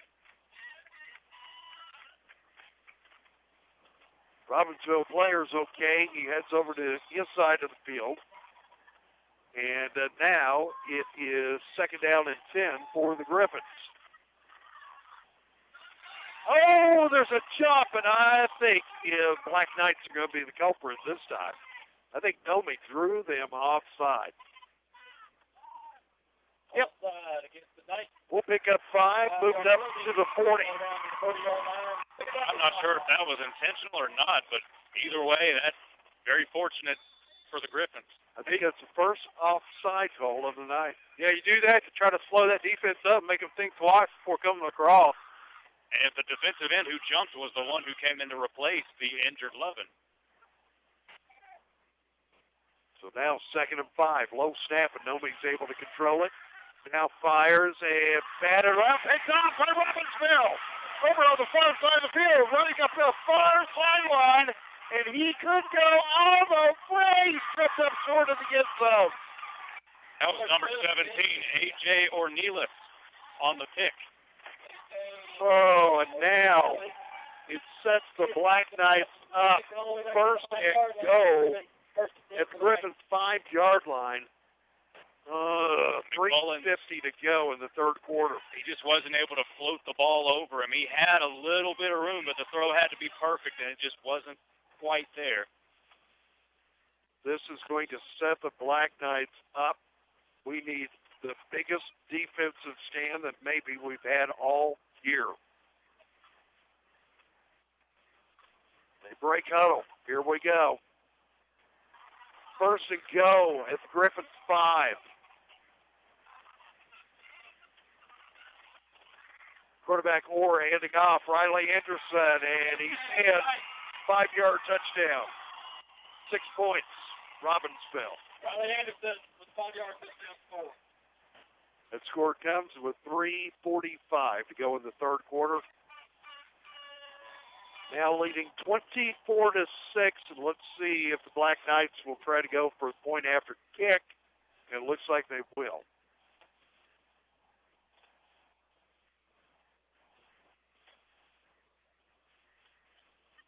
That'd be their first kick attempt tonight. They kept going for 2 points. Here it is. And whoa, that is way off. Oh, it through? It looked way left from here. But it goes through the uprights, so the point after is good. And that really widens the margin now for the Black Knights. Robbinsville 25, TJ 6. This is high school football Friday night. George is doing it again. Check out these prices at Farmer's Friend. Feed, seed, and supply. Deer apples, $7.99 a bag. Peanut deer mix, $12.99 for a 50-pound bag. Cedar shavings, $6.99 while supplies last. Fish mucks, $15.99 for a 100 count. Propane is only $10.99 for a 20-pound tank. Farmer's Friend Feed, Seed, and Supply has the best price on dog food. Victor High Pro Plus, just $32.29 for a 40-pound bag. Call on Farmer's Friend for Wrangler, Sweet Feed, and so much more. Farmer's Friend Feed, Seed, and Supply, 188 Whiteside Road, Rutherfordton. High school football Friday night here on WCAB. Jake Henslow with Cliff Mary, Christian Golden. We need to put up the emergency signals here. We need some points. Now the kick following that touchdown. Here's Nomi on the return. Nomi's going to break loose, and he breaks it across midfield. Has one man left to beat. But Nomi is dropped at the 46-yard line. Uh-oh, he is slow to get up. Yeah, that turf gave out from under him. He tried to take a sharp cut right, and the grass just gave way. He more fell down than he was tackled. Yeah, that kicker was standing there. He had a kind of a terrified look in his face, but then the grass monster, I think, got Nomi on that one, and kicker just kind of cleaned it up. It was a good return nonetheless. It's going to set the Griffins up here. 1st and 10 at the Robbinsville 46. Snap, McMullen handing off Kobe Silva. Silva over on the far side, trying to turn that left corner. Holy cow, that was a wrestling drop on him after a gain of 1. Silva's got to get that ball and get upfield. He had the block there, but he tried to go outside of his block. If he just took a right and went upfield, he had to block it. One of the few times we've seen Silva really get involved in the offense tonight. 2nd and 9 for TJ. Ball of the Black Knights 45. Nomi is going to roll to his right. Now he's going to fire way up the field. Open. Oh! Looking for Barnhart. It falls incomplete. Some of the fans like to have had a flag, but it looked like clean coverage. Well, with the pass interference that was called earlier, well, yeah, they owe us a good one. case. They do owe us one. Yeah, it's been a good time for it. That line's got to give Nomi some time. He's not been able to really look down the field. He's trying to get rid of the ball before the receivers get to where their marks are. It's all about the play in the trenches. We're going to send trips to the near side here on 3rd and 9. This is a big play. Nomi takes a couple of steps back, unloads quickly. Kobe Silva. Now, diving up the field, may have enough. Let's see where the spot's going to be. He has dropped at the 38-yard line, maybe the 37. It's going to be the 38, and that would leave it a little bit short. Well, they moved the ball back just a bit on that spot, but it's going to be 4th down. Obviously, we're in 4-down territory for the rest of the game. Yeah. Yes. Let's see. This is going to be huge. We need this 1st down. It is 4th down, less than 2. And let's give it to Maximo Cody over on the left side. He should have it. He's up to the 36. That should be enough. Should be close enough for a 1st down. Like Mark Franklin. Should be close enough for a 1st. Yeah, let's help the officials out here a little bit. Oh, no. Measure. Boo is. You see where the yard marker is right now. It's on the across. But yeah, got to measure it. That could be good for your offense. Give them a chance to breathe a little bit. Give Coach time they have this. Let's hope, and they got it. 1st down, Griffin. barely. Yeah, but it's enough. Oh, and they didn't even have to break out the index card to measure that. 2:08 to go in the 3rd quarter. They're trying to get back in this game quickly. You hear the phrase all the time, it's a game of inches. Pretty literally so on that one. First and 10. Nomi is going to be by himself in the backfield this time. We're going to send out all kinds of targets. Takes a few steps back. He's going to fire. Incomplete a little bit. Nomi knows that one was on him because he had the time, the protection. He just let that ball sail to the right a little bit too much. Maybe the clock going off in his head a little bit because of all of the pressure that he's felt all night. He's looking for Sam Caffel, but, yeah, that was a little bit too wide, and Sam didn't have a shot at it. So the ball comes back to the 36. Second and 10 for the Griffins. Nomi trying to communicate the play to everybody again by himself in the backfield. Couple of steps back, under pressure, fires, pass, caught. Kevin Bradford on the reception. Bradford hauled it in at the 28, maybe the 27-yard line. Looked like just your standard curl route, and it worked pretty well. The ball around the 28-yard line. Now that is going to leave them short. Yeah, they need about 2 more yards. So this is another big down here. 3rd and 2 with 1:30 to go in the third. Time for Nomi time to start coming alive.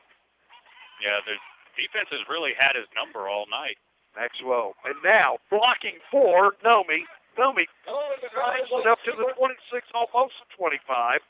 And depending on the spot, let's see if he's got the first down. Should be enough. It is. First down, Griffin. 25-yard line will be another Thomas Jefferson. First down. And you'd like to see them score as quickly as they can, but at the same time, you have to balance out giving your defense some rest as much as they've been out on the field.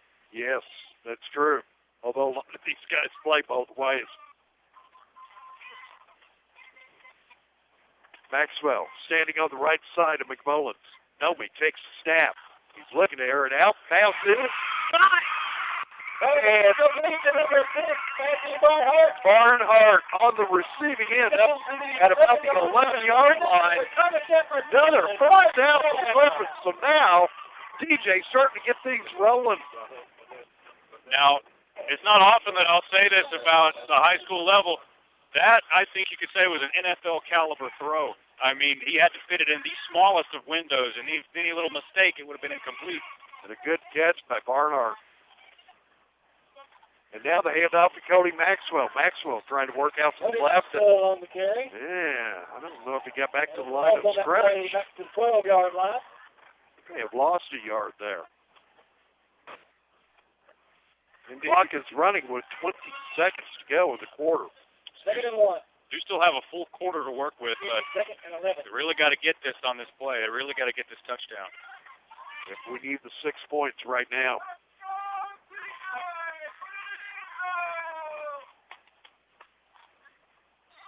Oops, whistles blow prior to the snap. Let's see if they got the defense to jump again. They may have, but I'm not sure.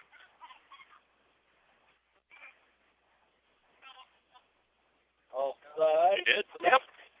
That'll move it up to the 7-yard line. Let's remember, this is where the Knights have been pretty tough all night long, is in this red zone. Let's just keep trying to draw them offside. Yeah. They'll take it to the fourth quarter, it looks like.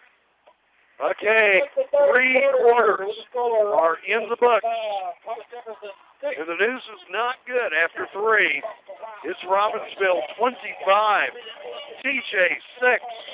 This is high school football Friday night. George is doing it again. Check out these prices at Farmer's Friend. Feed, seed, and supply. Deer apples, $7.99 a bag. Peanut deer mix, $12.99 for a 50-pound bag. Cedar shavings, $6.99 while supplies last. Fish mucks, $15.99 for a 100 count. Propane is only $10.99 for a 20-pound tank. Farmer's Friend Feed, Seed, and Supply has the best price on dog food.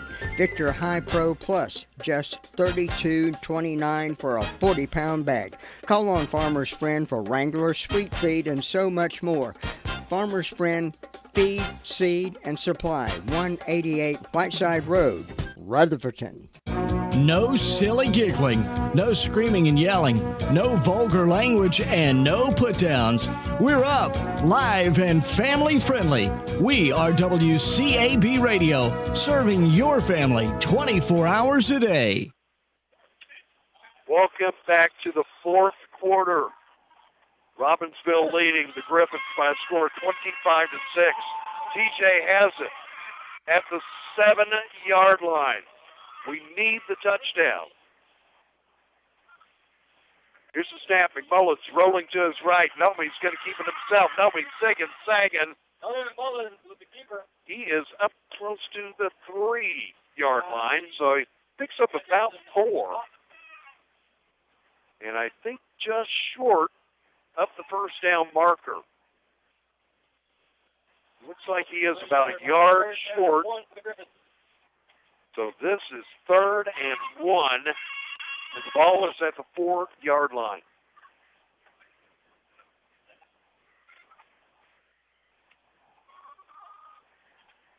Griffins break huddle. Let's get the 6 points. Come on, guys. Here's Cody Maxwell. Maxwell the right side. Maxwell on the carry. Stop just short. But it will be enough to move the chain. First down. So they'll get the first down. And now it is first to go at the 1-yard line. Somebody's got punching on him.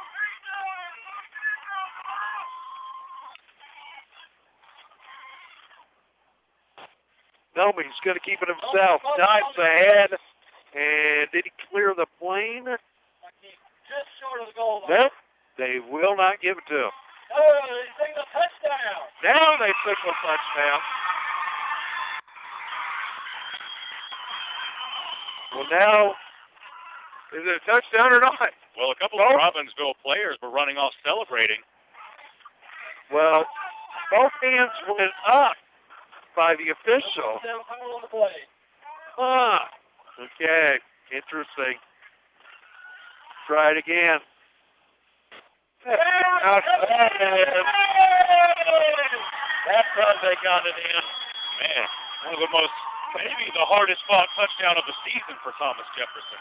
No kidding. Nome having to channel his inner Tom Brady on the QB sneak. Stop the clock.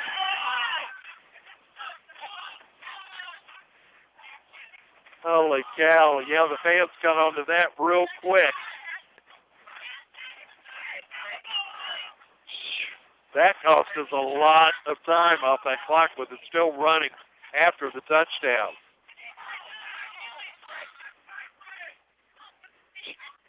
The fans are not happy at all about that. Embers flaring up a bit on what has been a cold night. Yeah, you little home. You're supposed to be able to get home cooking, not lose time.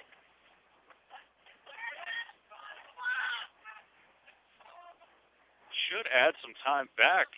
Yeah, make up for that. There's been no indication that they will do it. And now, the point after kick by Rick Scott.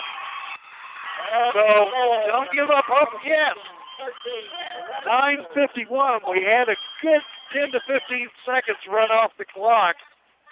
It is Robbinsville 25, Thomas Jefferson 13. This is high school football Friday night.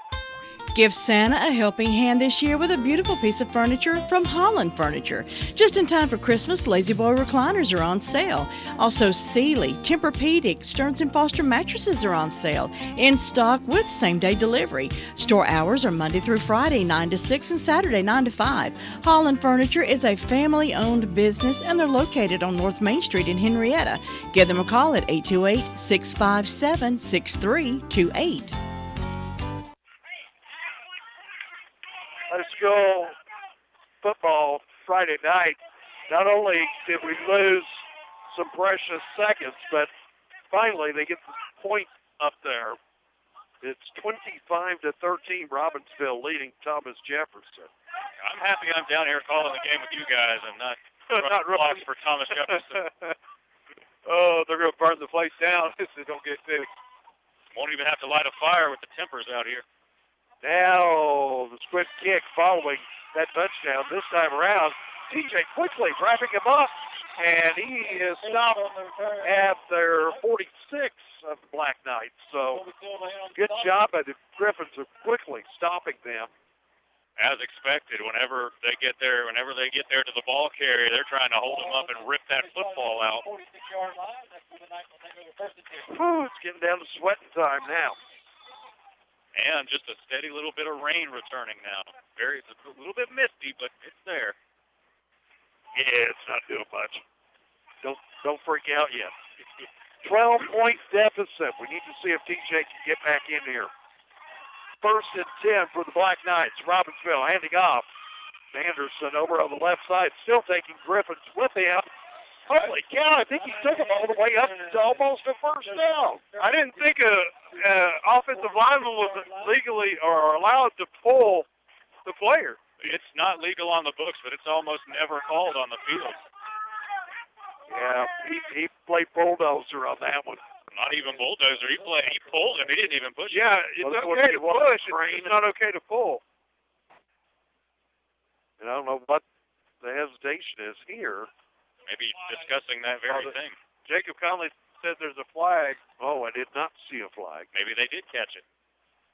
Okay, got up to the TJ 46. But now let's see what the penalty is.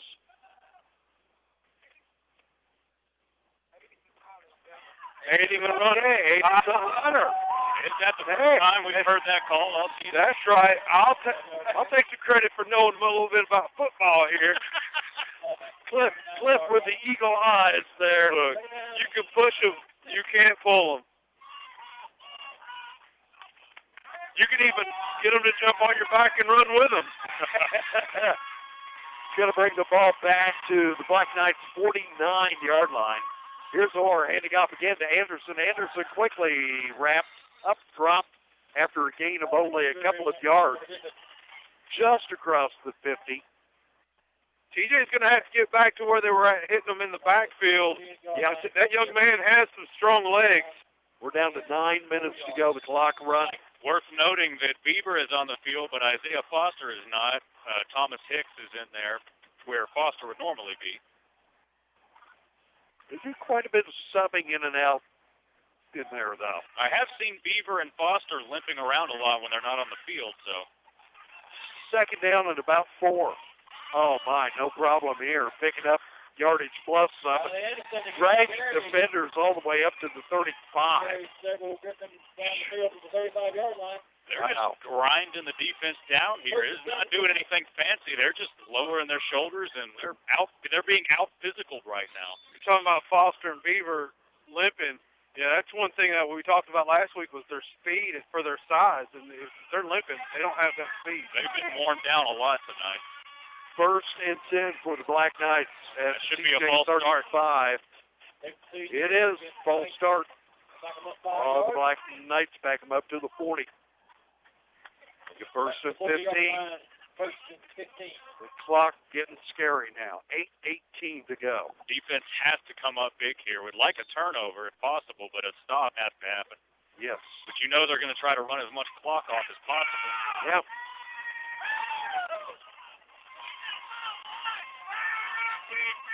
Here's the snap. 4 hands off to Anderson. Riley over there on the left side. Skirts the corner. And he takes it just across the 35. Stops at the 34. 4-yard line. 2nd down and 9. 2nd and 9 it will be, but the clock continues to tick.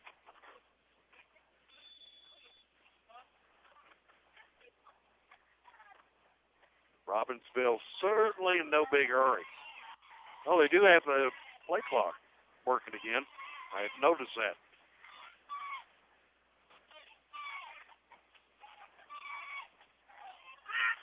2nd and 9. Landon Orr handing off. Here's Anderson on the right side. Excellent tackle there by Ethan Jackson. That may be the only time tonight I've seen Anderson actually stuck by one player. And he only picked up 3 that time.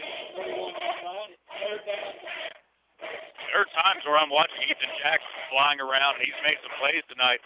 Kind of reminds me of a former Chicago Bear named Brian Urlacher.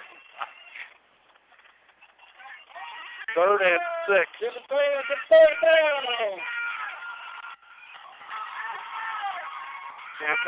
Or handing off Anderson. Oh, look out. Riley's got lots of room over there on the far side. He picks up the first down, and Riley takes it all the way up to the 19-yard line. You're just going to have to put somebody just to spy Anderson and just tell whoever, follow him, go hit him wherever he goes.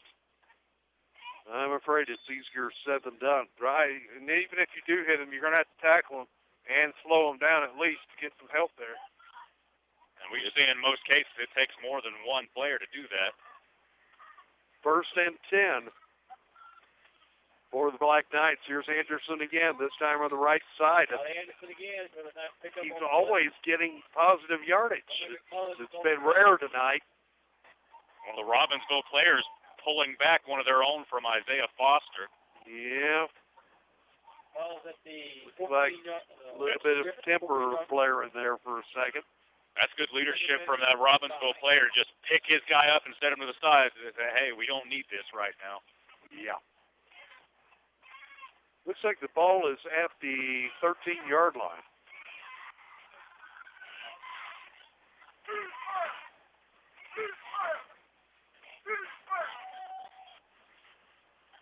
Took it out. Here's Orr again handing off. There's Hooper. Lex Hooper up to the 11-yard line. It's a good thing Nomi tripped him up there because he might have had a clear path to the end zone. Looked like he had a wide open field. Beaver coming off the field and Hicks coming in for him. Also Chance Sutton looks like coming off the field. He'll be replaced by number 21, Elliott.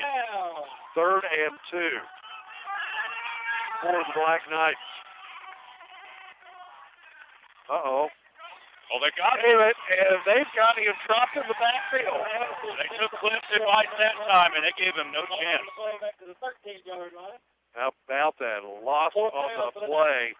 Now it is 4th down, and I wonder if they have the kicker they're confident in trying for a field goal.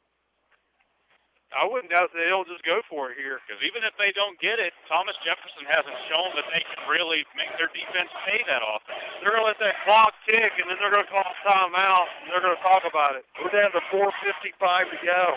Time is running out for the Griffins. And they let the clock run down to 1 second of the play clock. They take the timeout. 4:47 to go on the game clock. 25-13. Robbinsville leading Thomas Jefferson. This is high school football Friday night. With today's hurry-up and undependable world, you need an insurance agency that will give you excellent service.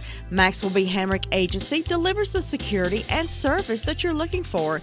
You'll always be in good hands with Hamrick Insurance. They offer auto, business, homeowners, health, and life. They are an independent agency with 3 locations to conveniently serve you: Main Street in Boiling Springs, Lafayette Street in Shelby, and Huntley Street in Spindale. Call Maxwell B. Hamrick Insurance today at 286-2384. High school football Friday night, 3rd round of the 1A playoffs here in Avondale. News not good with 4:47 left to go in the contest. 12-point lead for the Black Knights of Robbinsville. 25-13 over Thomas Jefferson. And now a really big 4th down coming up here. It is 4th and almost 5 yards to go. They've got to stop them here. And here's Orr. It's going to be a pass. He's going to attempt a pass. He's under pressure. Now he's going to tuck it away himself, and he is dropped out of bounds and about the 6-yard line. It's going to be a first down, it looks like. It will be a first down. 6-yard or 5-yard line, it'll be 1st and goal. He got crushed out of bounds, too, but really did not need that TJ defense. They have put the ball down on the 5-yard line, so it'll be 1st and go at the TJ 5. We're down to 4:38 to go. And it still goes without saying, though, they need to get this stopped here. Here's Anderson twisting, turning, and he takes it down to the 2. Anderson's going to carry. Ethan Jackson on the stop for the Griffins. They're going to go. Of course, with the run, the clock continues to run, and the 4:20 to go. And the Black Knights in no rush. They're going to try to let that play clock roll all the way down before they take another snap.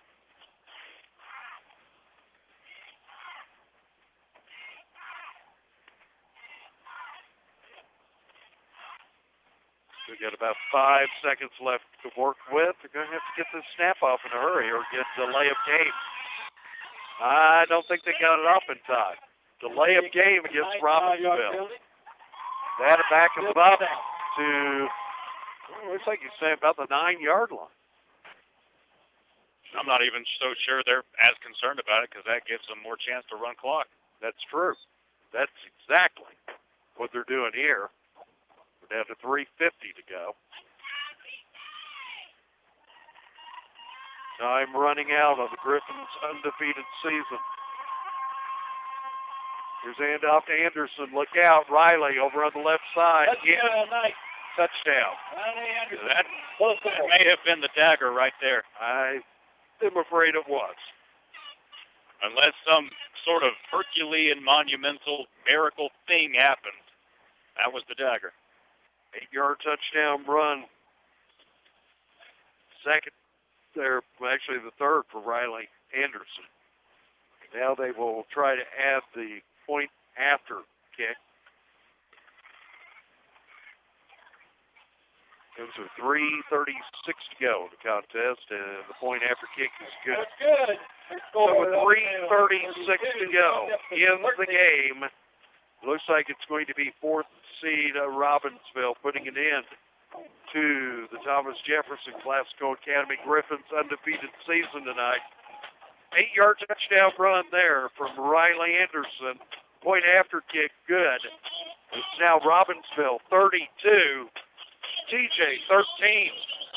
This is high school football Friday night. Your number one source for used, damaged, insurance auction, rebuildable auto parts, Robbins Auto Parts, 1875 Harris Henrietta Road, Henrietta. Robbins Auto Parts is a family-owned and operated business by Marty and Terry Robbins. Professional experience in auto parts since 1960.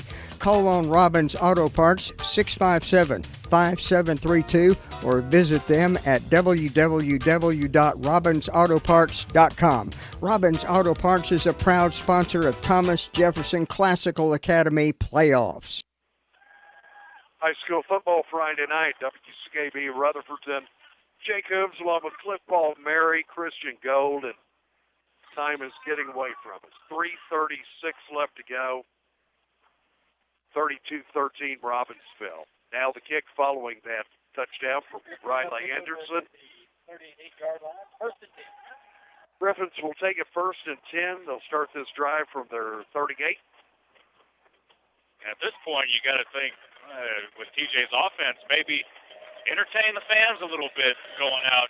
Try to put some points on the board, make box score look a little better. Yeah, I'd rather see 20 than 13 up there. Here's the snap. McMullins keeps it. Nomi says, okay, I'm going to run. Cross midfield, 45, breaks loose. Finally, body slam to the turf up at the 41-yard line. We have a player down for Robbinsville. Looks like number 18. That is, not 18. That's not an 18 on the roster. 81. 81, that's why there's no 18 on the roster. 81 is Isaac Wilkinson. That's defensive end. Yeah, sometimes that astigmatism causes problems. Or dyslexia. Well, the angle that he was down at, it looked like, I'm sure that's 18. And I'm like, could it be 81? No, it's 18. And it's like, it was 81. 1st and 10 Griffins. Clock running, 3:15 to go. Snap, McMullins, Nomi takes a couple of steps back, launches pass attempt, a little bit short. Looking for Barnhart. Didn't quite get it to him. Needed just a little bit more oomph. Clock stops momentarily with 3:07 to go. It'll be 2nd and 10.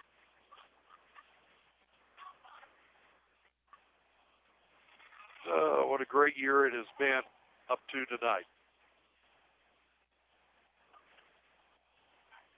Here's a snap. Nomi takes a few steps back. Oh. Now, what a hit on him back in midfield. He got plastered by number 11. That is Landon Orr, the opposing quarterback.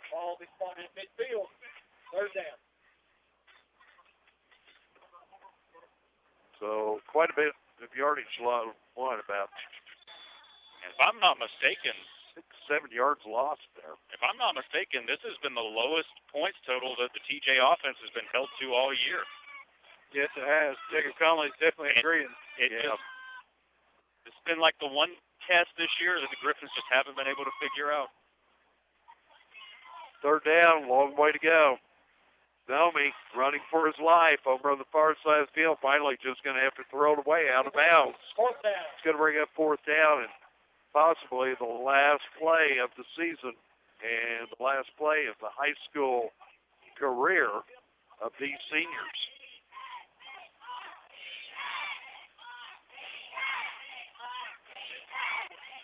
You know, Coach Jamie Hicks used to talk about it all the time. The playoffs, you either win it all or you're in your season with a loss, and a loss never feels good. No, especially after a season like this with the amount of momentum that they had going in. But, I mean, they started off good, but I feel like Robbinsville, for the most part tonight, just played more physical than they did. Here's a snap on fourth down. Nomi is pass. Pass is complete. Caught. And that's Bradford. Colby Silva down on the ground right now. For the first down, I'll turn the ball over to the Knights. That's the 40-yard line. Looks like he needs a stretch. Not quite enough for the first down, so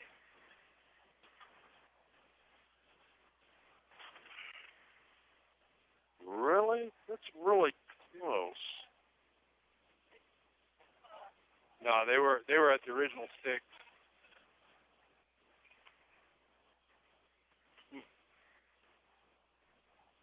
Colby Silva being stretched out right now, maybe a cramp issue or twisted leg or something. Pulled something. Oh, no, they're trying to carry him off the field now. Carry him off. Wow. He made an effort to try and catch the ball. That's the hand for Colby Silva. Now on offense, we see Isaiah Foster and Tyson Beaver out there, presumably on the offensive line. No, they're on defense. Oh, they're on turnover on defense. downs. It's turnover on downs. 2:12 to go. So now really Robbinsville just needs to run out the clock.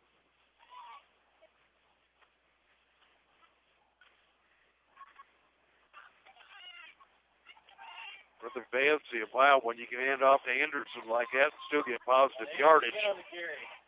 Takes it up to the 45. We're down to 2 minutes to go, clock running.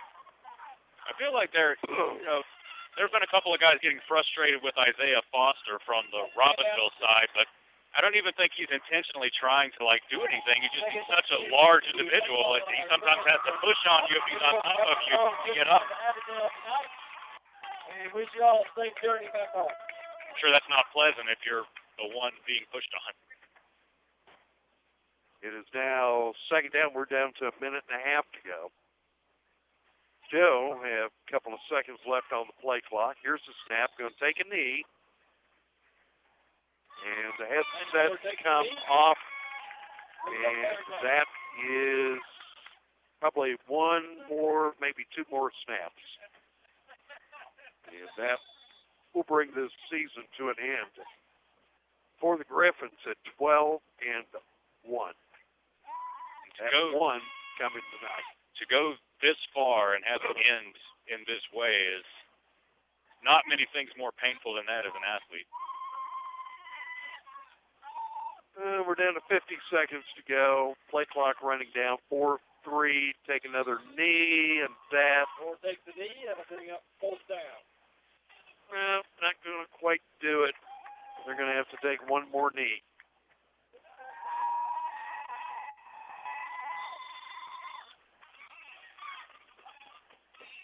So the undefeated season for the Griffins comes to a close in the third round of the 1A playoffs. This is still our Achilles heel. Have not been able to get past round number 3.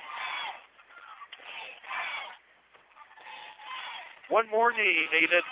We're down below 10 seconds. And that will run out the clock. And it is the final tonight. Robbinsville has defeated the Griffins. Final score here tonight in Avondale. Robbinsville 32, Thomas Jefferson 13.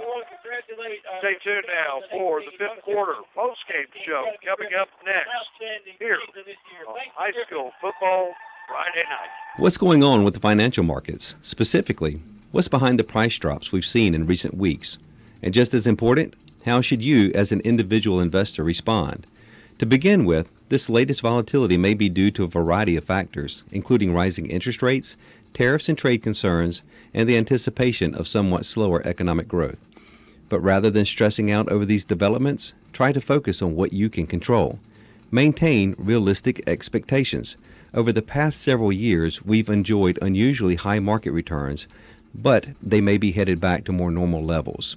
Next, review your mix of investments. If the market's volatility makes you nervous, you may need to adjust your portfolio to reduce its risk level. Keep in mind, though, you'll always need some growth-oriented investments to help you make progress towards your goals. Most of all, try to overlook the market's day-to-day movements. Instead, follow a long-term investment strategy. It will be less stressful and more productive. This is Greg Poe, your Edward Jones financial advisor in Forest City. The Dutch Broad Cafe, 219 Old Main Street, Cliffside, now offering fresh meal replacement protein muffins, wholesome foods without GMOs, pesticides, added preservatives, and is chemical-free, made with organic, all-natural ingredients, perfect pre- or post-workout meal or snack. They're energizing, replenishing, satisfying, and most important, fresh and delicious. Enjoy banana nut, cinnamon swirl, blueberry, or chocolate chip. And breakfast and lunch served Monday through Thursday, 11 to 2, and Friday and Saturday, 5 to 8. Dutch Broad Cafe, 219 Old Main Street, Cliffside, or phone them 657-0049. Well, the fifth quarter, our post-game broadcast, we're talking about, it's difficult when you start talking about do we award a player of the game for one of our TJ players when you come up short, losing to Robbinsville 32-13. It's kind of sad, though, because for so many of these young men, this is their last high school football game tonight. Many of them their last game, period. That could be because most of these guys do not have plans to go ahead and play any kind of college football. So, yeah, the season coming to an end, but also the careers coming to an end for a number of these young men out here tonight. Hey, let's quickly go back and recap the third and fourth quarters. At the half, Robbinsville was leading by 6, 12-6. And then with 4:25 to go in the third quarter, quarterback Landon Orr connected with Lex Hooper on a 14-yard touchdown pass play. Black Knights tried to go for a 2-point conversion. That failed, but they did collect 6, and they increased their lead 18-6. Then they struck again with 3:45 to go in the quarter. Riley Anderson, 5-yard touchdown run. Point after kick was good, and the Black Knights added 7 to take a 25-6 lead, our score after 3 quarters of play. Then with 9:51 to go in the fourth quarter, Thomas Jefferson scored a touchdown. Nomi McMullen, senior quarterback, took it in from 1 yard out. The point after kick by Trevelyan Ricks good, and they cut the gap, 25-13. But the Black Knights would add another one. It came with 3:36 to go in the game. Riley Anderson, 8-yard touchdown run, point after kick good, and it brings us to the final score tonight. Robbinsville 32, Thomas Jefferson 13. Undefeated season comes to an end here tonight in Avondale. Griffins end up this year 12-1. For Robbinsville, they now improve to 11-2. They will face the winner of the Mitchell and the Murphy game, which is going on tonight up in Mitchell. So Robbinsville, being the number 4 seed, will have to travel to either nearby Murphy or make a longer road trip up to Mitchell next Friday night in the Western Regional Finals of the 1A playoffs. This is kind of bittersweet. I don't like nights like this. It is. I just want to go down the field and start handing out hugs, you know? Yeah. It's been such a fun year. Such a great team, such a great bunch of young men. Can't say enough about the hospitality, the interaction that we've had with the coaching staff, with the athletic director, Eddie Taylor, with some of the players who have just absolutely been really super.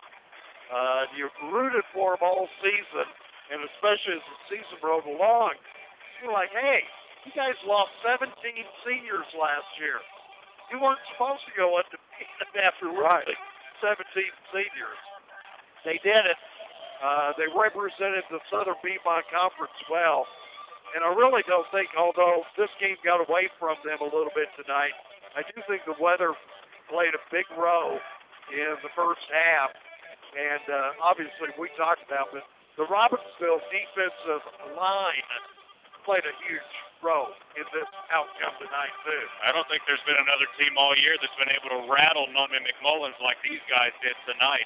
Not just Nomi, the TJ offensive line, and TJ was missing some key offensive starters, particularly at receiver.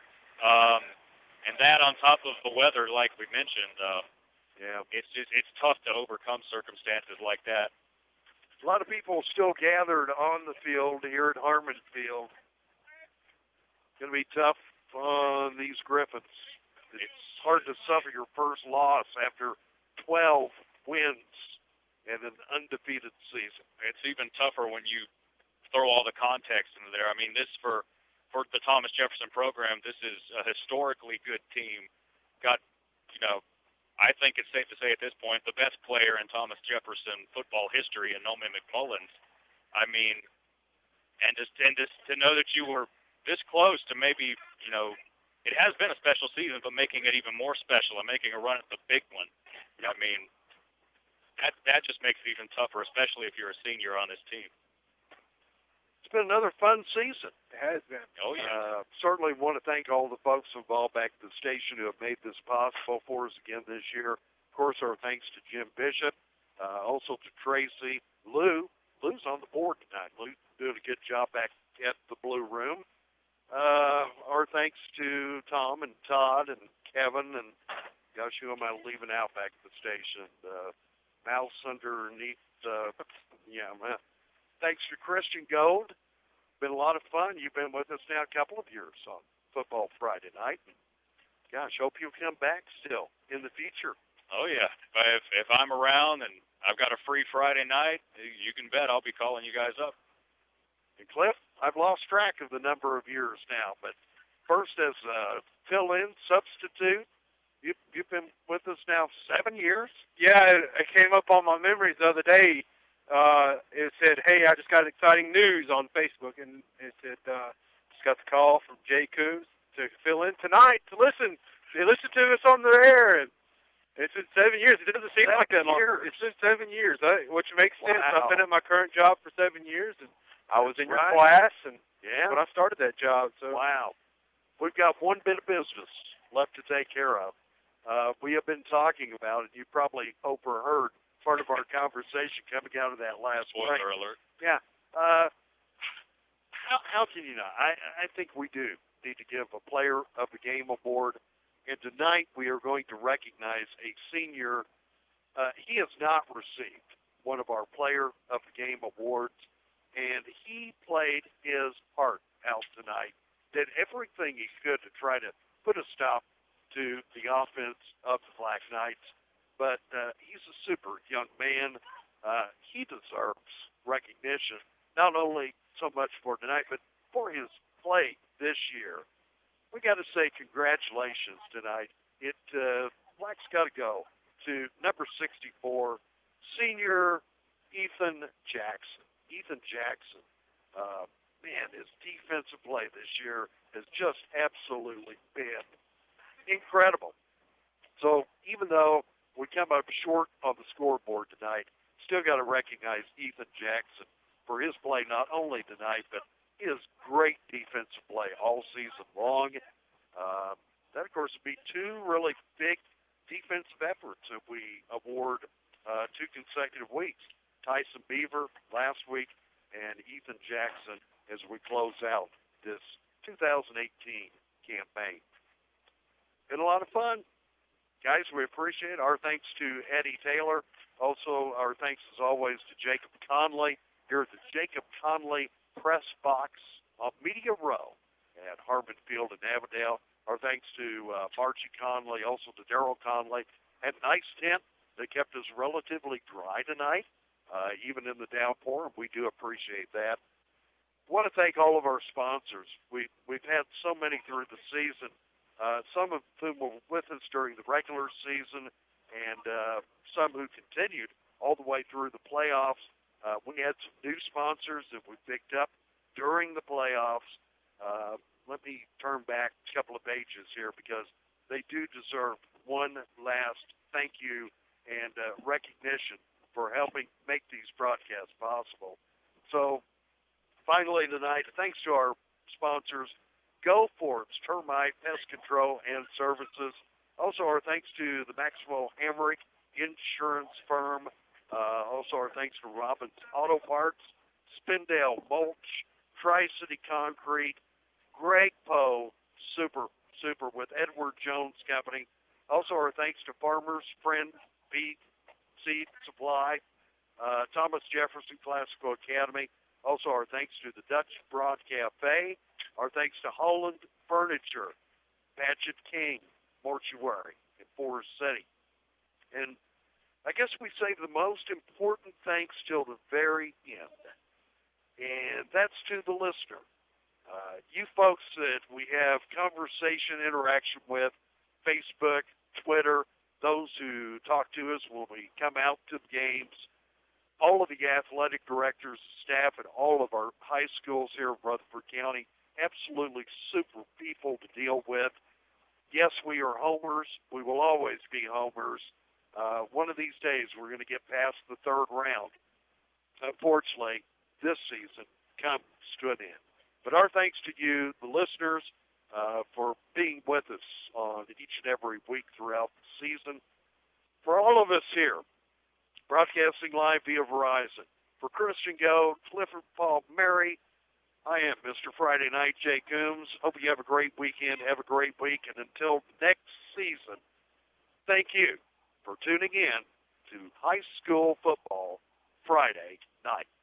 Quality service at a value is what Tri-City Concrete is all about. Whatever the job, big or small, you can always depend on Tri-City Concrete to get the job done professionally. Tri-City Concrete has been serving Rutherford and surrounding counties for over 30 years. Give the hard job to the experts. Call Tri-City Concrete today at 245-2011.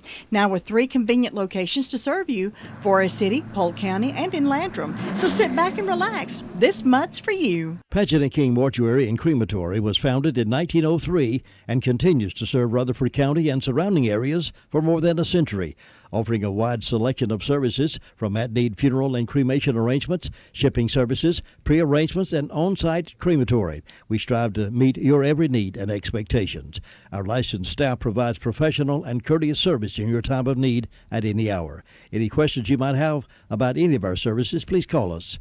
Paget & King, a trusted name in funeral service, East Main Street, Forest City. Congratulations, TJ, on an undefeated season and good luck in the state playoffs. Give Santa a helping hand this year with a beautiful piece of furniture from Holland Furniture. Just in time for Christmas, Lazy Boy recliners are on sale. Also, Sealy, Tempur-Pedic, Stearns & Foster mattresses are on sale. In stock with same-day delivery. Store hours are Monday through Friday, 9 to 6, and Saturday, 9 to 5. Holland Furniture is a family-owned business, and they're located on North Main Street in Henrietta. Give them a call at 828-657-6328. Spindale Wholesale Mulch Company, 325 Spindale Street. They carry single ground hardwood mulch, pine bark, color-enriched mulch, organic topsoil, organic compost, potting mixes, garden soil. These mulches are quality Appalachian barks that are blended for best performance. Also carry rock, stone, gravel. Open Monday through Friday, 8 to 5. Phone them at 287-3561. Guess what I just saw? An old girlfriend. Worse than that, a bunch of bugs crawling from under the fridge. Where's that bug spray? You can't get to them with that. Here, call Go Forth Services. Here's the number, 287-3188. I've heard good things about Go Forth Services. I had a buddy that called them to get rid of fire ants. Absolutely. They've been taking care of people since 1959. David Spillman and his team of trained professionals have been the company to call on for decades. Fourth generation now operating Go Forth Services in Rutherford, Polk, McDowell, upstate South Carolina. They can do it all. Pest control, termites, fire ant control, even wildlife removal, and always free inspection. I'm loving what I'm hearing. Go Forth, come on out. Honey, you got to call them first. 287-3188. Oh, yeah. Don't forget, coming up tomorrow night at 9 o'clock, we have Greg Hayes with Rebel Yell, all the big hits from the 80s. Big hits like Motley Crue, ZZ Top, Ozzy Osbourne, music that you don't hear throughout the week here on WCAB. So join Greg Hayes for Rebel Yell tomorrow night from 9 until 11. Then on Sunday, we've got Carolina Panthers football. It's the Panthers in Tampa Bay, when we will join in that game just right after our Sunday obituaries right here on WCAB. What's going on with the financial markets? Specifically, what's behind the price drops we've seen in recent weeks? And just as important, how should you as an individual investor respond? To begin with, this latest volatility may be due to a variety of factors, including rising interest rates, tariffs and trade concerns, and the anticipation of somewhat slower economic growth. But rather than stressing out over these developments, try to focus on what you can control. Maintain realistic expectations.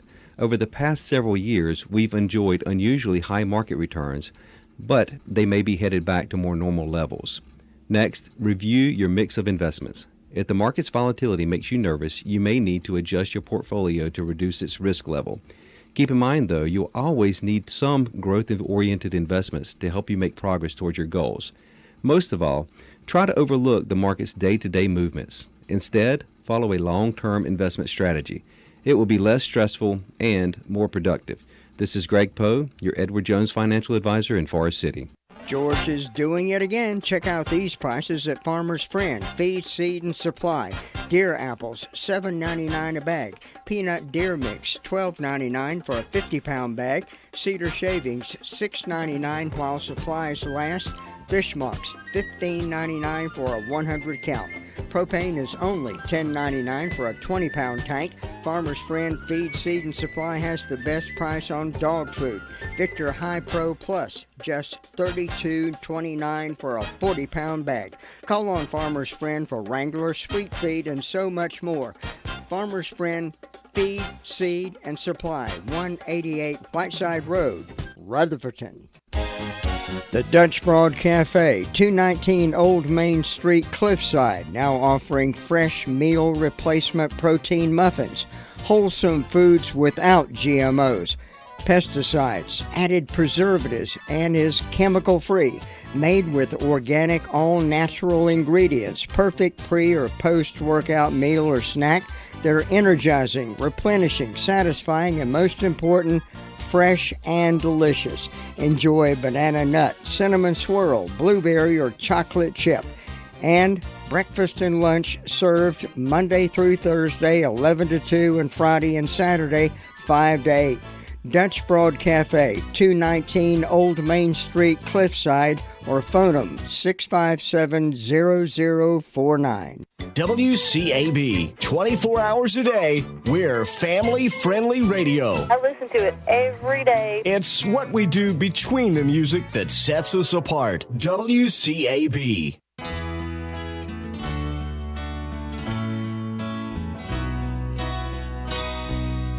Picking up the pieces of my sweet shattered dream, I wonder how the old folks are tonight. Her name was Anne, and I'll be damned if I recall her face. She left me now knowing what to do.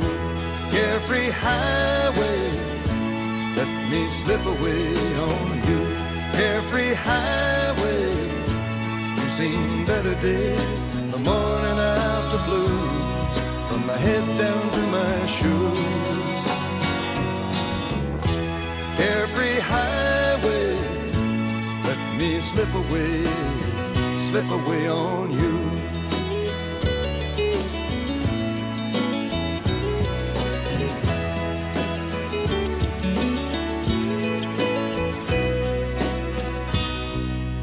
Turning back the pages to the times I love best, I wonder if she'll ever do the same.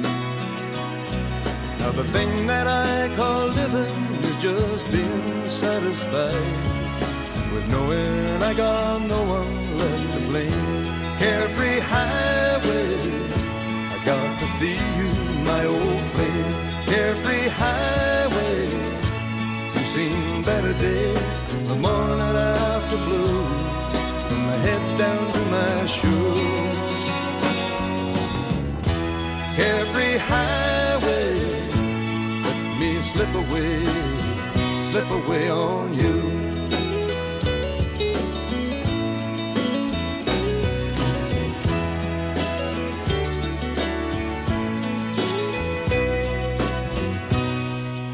Searching through the fragments of my dream-shattered sleep, I wonder if the years have closed her mind.